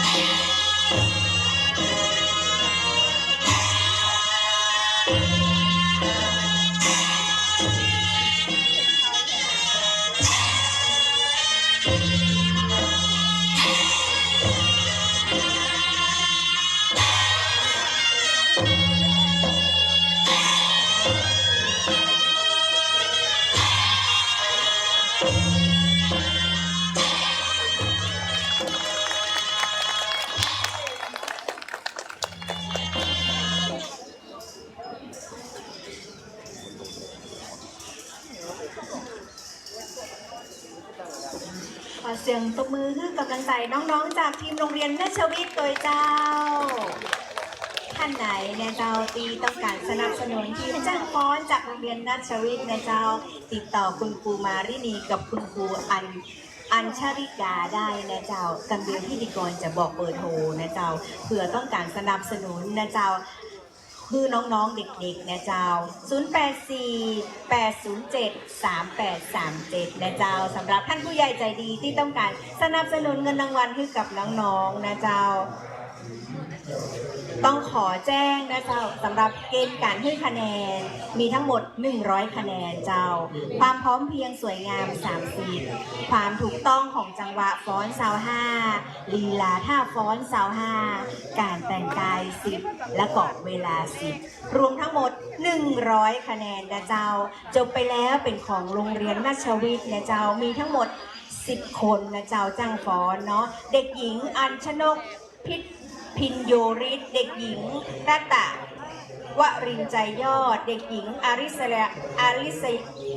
ราชัยเลื่อน เด็กหญิงปัทวานดีตุ้ย เด็กหญิงทิตาพรเติมเต็มบุญ เด็กหญิงเข็มจิรารักสุข เด็กหญิงมาริซาเพชรเค เด็กหญิงนัทกิจจายาลังกา เด็กหญิงพัทรารินคำมูล และเด็กหญิงไอริสาอุดแก้วเจ้า และทีมต่อไปนะเจ้าเป็นทีมจากโรงเรียนศรีจอมทองนะเจ้าชื่อทีมว่านาตย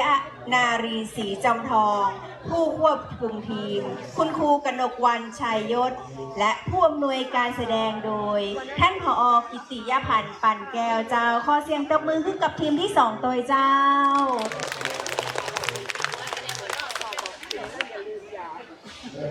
ข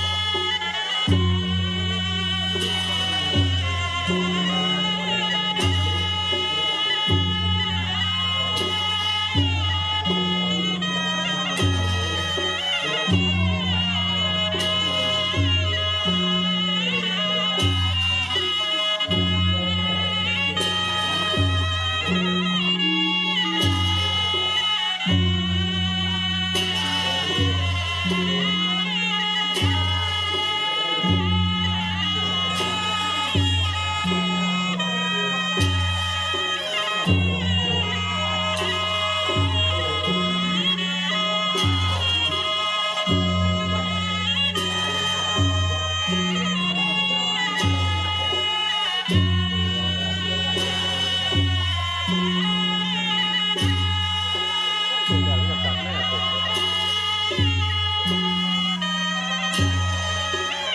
ยตัวใหญ่อะครับมันตัดแม่ผมเลย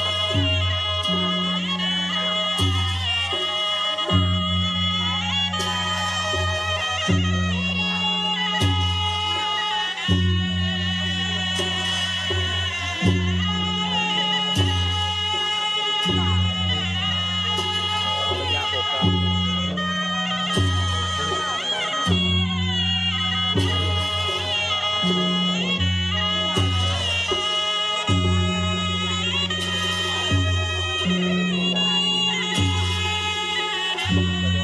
จะไปเอาไส้เกินเอาขวด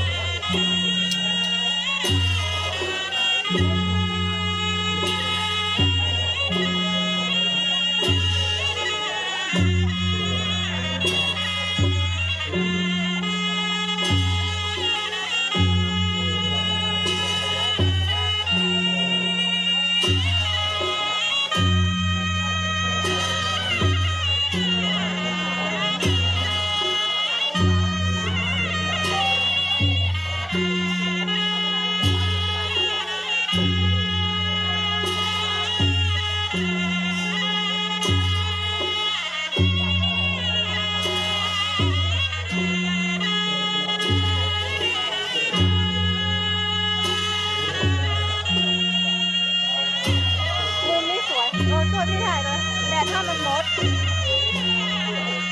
ช่วยพี่ถ่ายโดยแดดมันมดแล้ว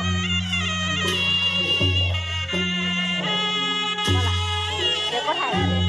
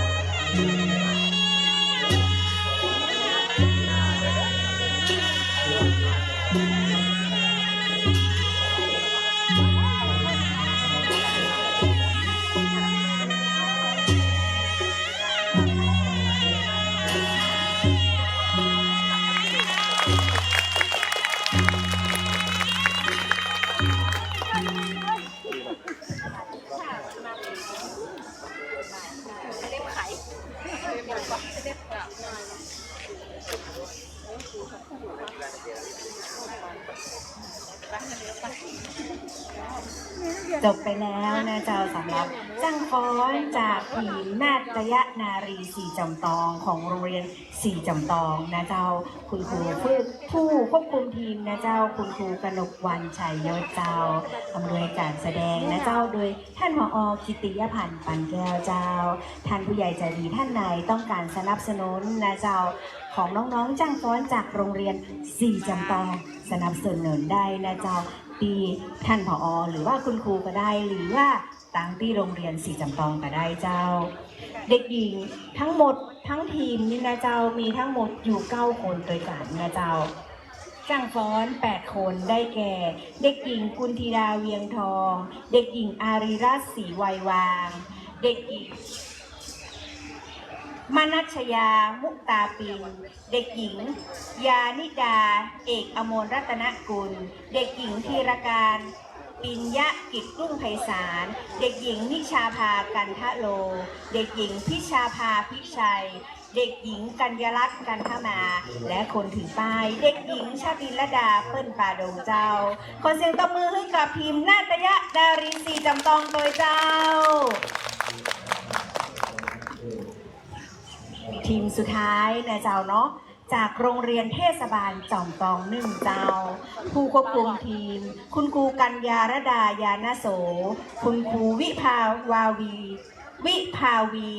สินเสรีนะเจ้าเนาะท่านไหนที่ต้องการสนับสนุนเหมือนกันนะเจ้าติดต่อที่เบอร์คุณครูหรือว่าติดต่อที่โรงเรียนเทศบาลจอมตอง1ได้เลยนะเจ้า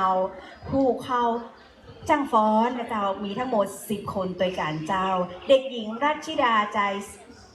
สายเด็กหญิงธิดาอุมามหายาโนเด็กหญิงอัญชรีกันทศรเด็กหญิงชนาการพิฟู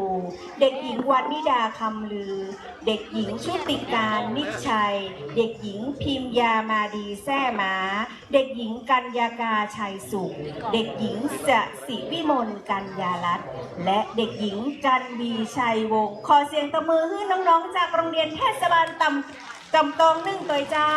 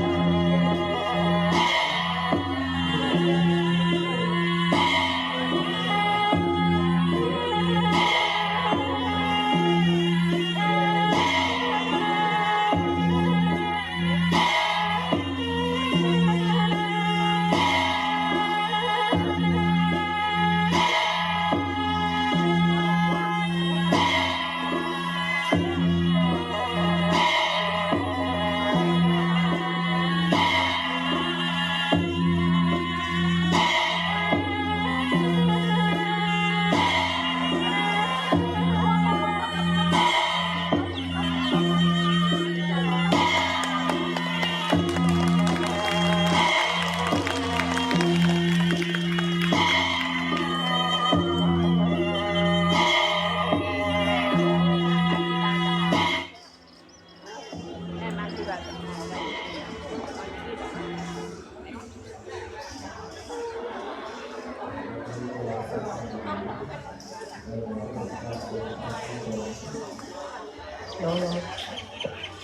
ียงบ่ออกนึกว่าจะบ่ฮืออูแล้วอูเหมือนเกินพี่น้องเจ้าทีมสุดท้ายเจ้าทีมจากโรงเรียนเทศบาลจำปอง1เจ้าขอเสียงตบมือให้กับน้องๆตัวเจ้า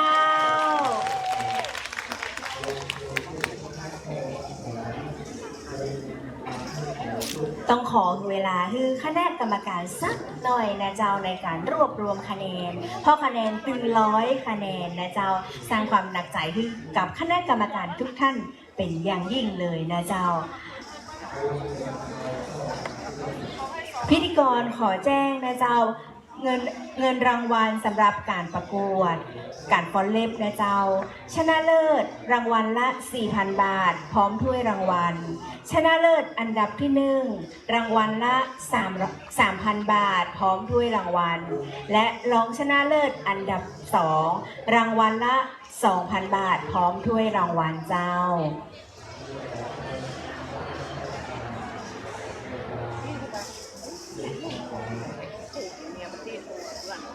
หลังจากที่เราได้ประกวดทั้ง2กิจกรรมไปแล้วนะเจ้าค่ำคืนนี้ยังมีการแข่งขันนะเจ้าร้องเพลงไทยลูกทุ่งประเภทยุวชนและเยาวชน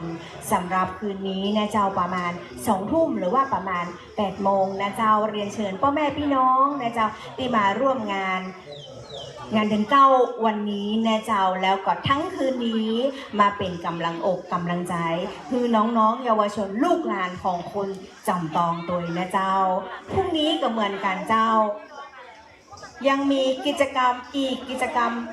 หลายกิจกรรมนะเจ้าตั้งแต่8 โมงเช้าไปจนถึงดึกดื่นเลยนะเจ้าเมื่อเช้าเขาก็จะมีการทำบุญตักบาตรส่งน้ำพระเจดีย์ขาวนะเจ้าแล้วก็บูชาพระประจำวันเกิดนะเจ้าถวายพระทหารแก่พระสงฆ์นะเจ้าแล้วก็มีช่วงบ่ายนะเจ้าประมาณบ่าย2 โมงมีการแข่งตีกลองหลวงที่บริเวณหนองหลวงนะเจ้าแล้วก็มีกิจกรรมการแสดงความสามารถด้านศิลปะวัฒนธรรมของน้องๆเยาวชนแล้วก็ผู้ที่สนใจณบริเวณขวงแก้วเหมือนกันเจ้าตอนเมื่อคืนมีมโหรสพนะเจ้ามีการประกวดร้องเพลงไทยลูกทุ่งประเภทประชาชนประเภทชายและหญิงโดยนะเจ้าค่ำคืนนี้มีคอนเสิร์ตของทรายนักร้องผมยาวผู้จักกันก็เจ้าป้นห้องเพลงม่วนนะเจ้าผมป้นยาวจำมาได้เจ้าเหมือนกับว่าป้น cover อีกก็เจ้า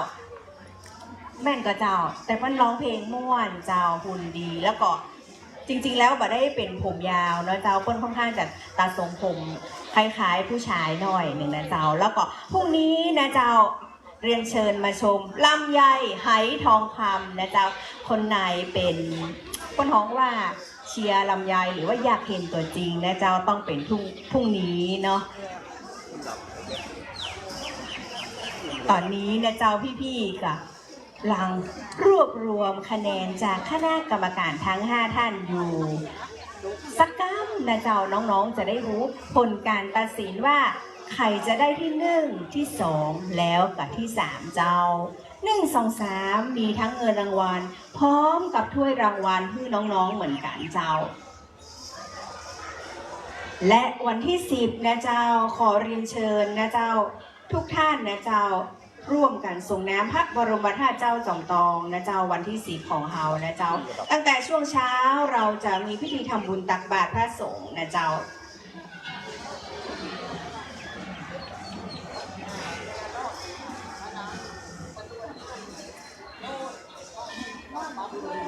ตั้งแต่ช่วงเช้า8 โมงนะเจ้าเฮาจะมีพิธีณวัดพระธาตุเจ้าศรีจำตองของเฮานะเจ้าแล้วก็จะมีท่านผู้ว่าราชการจังหวัดเชียงใหม่มาเป็นประธานในพิธีนะเจ้า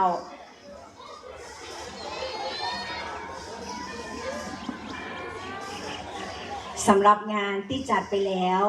วันนี้เป็นวันที่8น6 7 8ผ่านไปละ2วันวันนี้เป็นวันที่3ของงานเดือน9บ้านเฮานะเจ้าเนาะ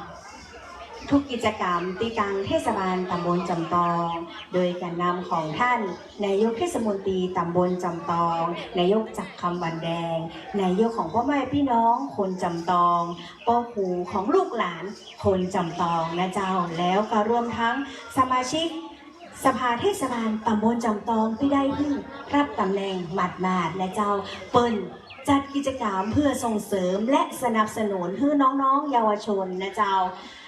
ได้เรียนรู้ถึงศิลปะวัฒนธรรมอันดี และก็เชิดชูเกียรติของคนจำตองคือโลกหูนะเจ้าคือเปิ้นหูว่าคนจำตองมีดีจะได้พ่องเจ้า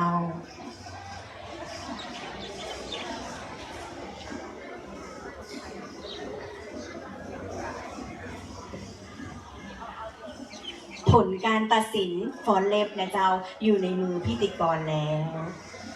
ตอนนี้เฮาจะประกาศรางวัลที่3ก่อน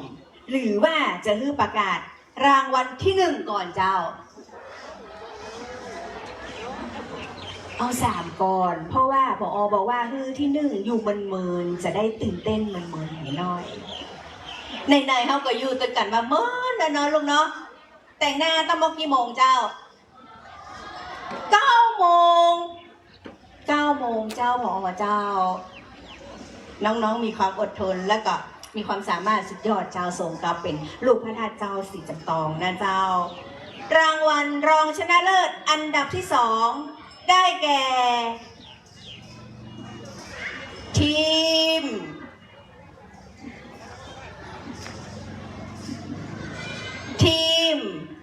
จากโรงเรียนนัชวิทย์เจ้าคุณครูมารินีคำมามูลเจ้าคุณครูผู้ฝึกสอนขอเรียนเชิญผอ.เยาวเรศกิติลังกาผอ.กองการศึกษาเจ้าจากเทศบาลตำบลจำตองมอบเงินรางวัลพร้อมถ้วยรางวัลให้กับน้องๆตัวเจ้า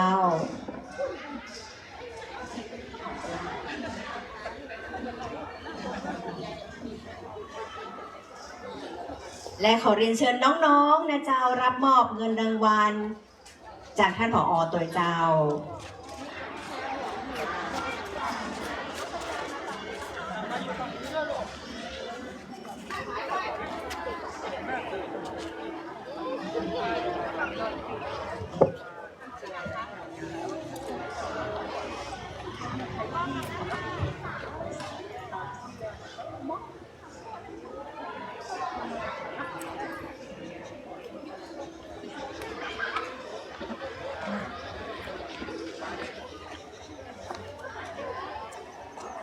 ขอบคุณคุณครูนะเจ้าแล้วก็ขอบคุณน้องๆที่เข้ามาร่วมกันประกวดในวันนี้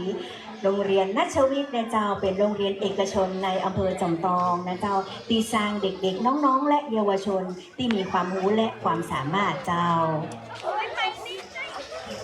รางวัลรองชนะเลิศอันดับที่1ฟอนเล็บประจำปี 2568 รองชนะเลิศอันดับที่1นะเจ้าขอเรียนเชิญรองพจนาวัฒนมารารองปลัดเทศบาลตำบลจำตองมอบเงินรางวัลพร้อมถ้วยรางวัลให้กับน้องๆตัวเจ้าและรางวัลรองชนะเลิศอันดับที่1ได้แก่ทีมนาฏยนารีรกสีจอมทองจากโรงเรียนสีจอมทองเจ้าขอเรียนเชิญคุณครูและน้องๆจากโรงเรียนสีจอมทองตั้งหน้าเวทีเลยเจ้าอยู่ไปสาวก่อนเขาอู้กันแน่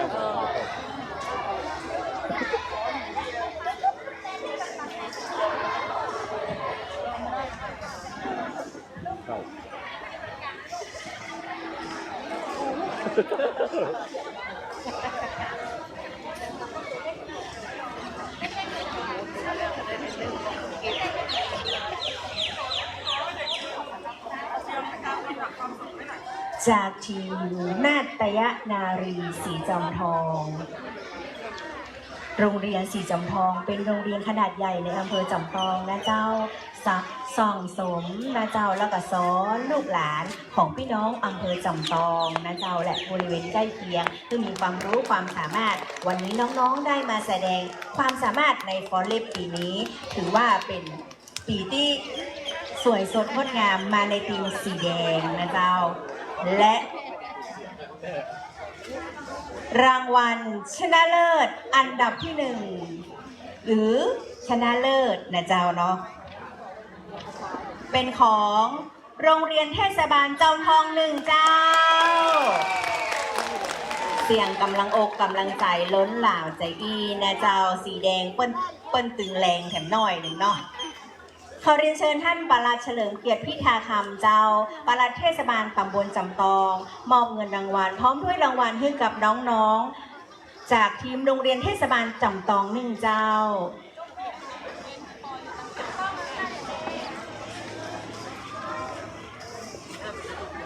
หน้าคุณฟิลเตอร์หน้าคุณ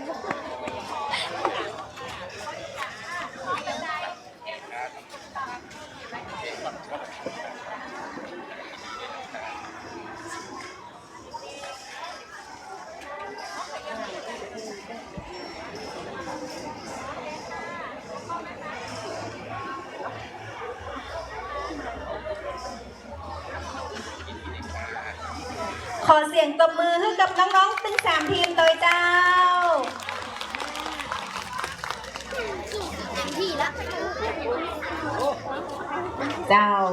ขอเรียนเชิญน้องๆโดยกับเจ้าน้องๆตึง3ทีมนะเจ้าจะไปฟังไปไหนเตื้อเรียนเชิญบนตั้งหน้าเวทีโดยนะเจ้าจะขอ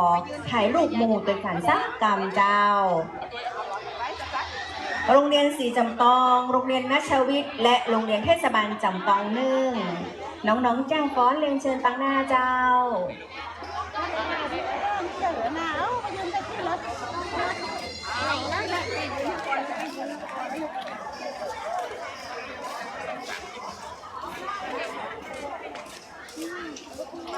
น้องๆจากศรีจำตองเรียนเชิญตั้งหน้าเลยลูก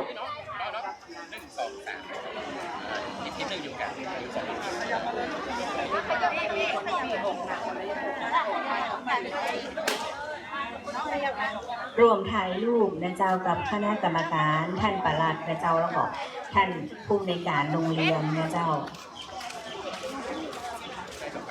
อันนี้คือที่1ที่2แล้วก็ที่3ของเราสำหรับชุดประกวดการฟ้อนเล็บประจำปี2568เจ้าจ้างฟ้อนของคนจำตองนะเจ้าเนาะขอเรียนเชิญคุณครูผู้ฝึกสอนตัวนะเจ้าเรียนเชิญถ่ายรูปร่วมกันเจ้าเข้าหมดกับเจ้ายิ้มเจ้าลูกยิ้มจ้างฟ้อนจำตองต้องเป็นจ้างฟ้อนแงมเนาะเจ้าเล็กพี่ขี้หนูแต่นะเจ้า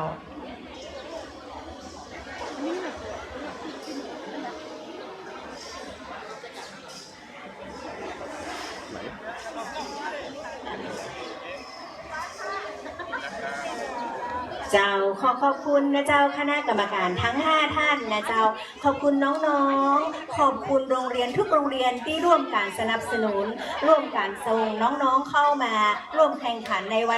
นนี้ตึง2กิจกรรมนะเจ้าขอบคุณจะนักเจ้า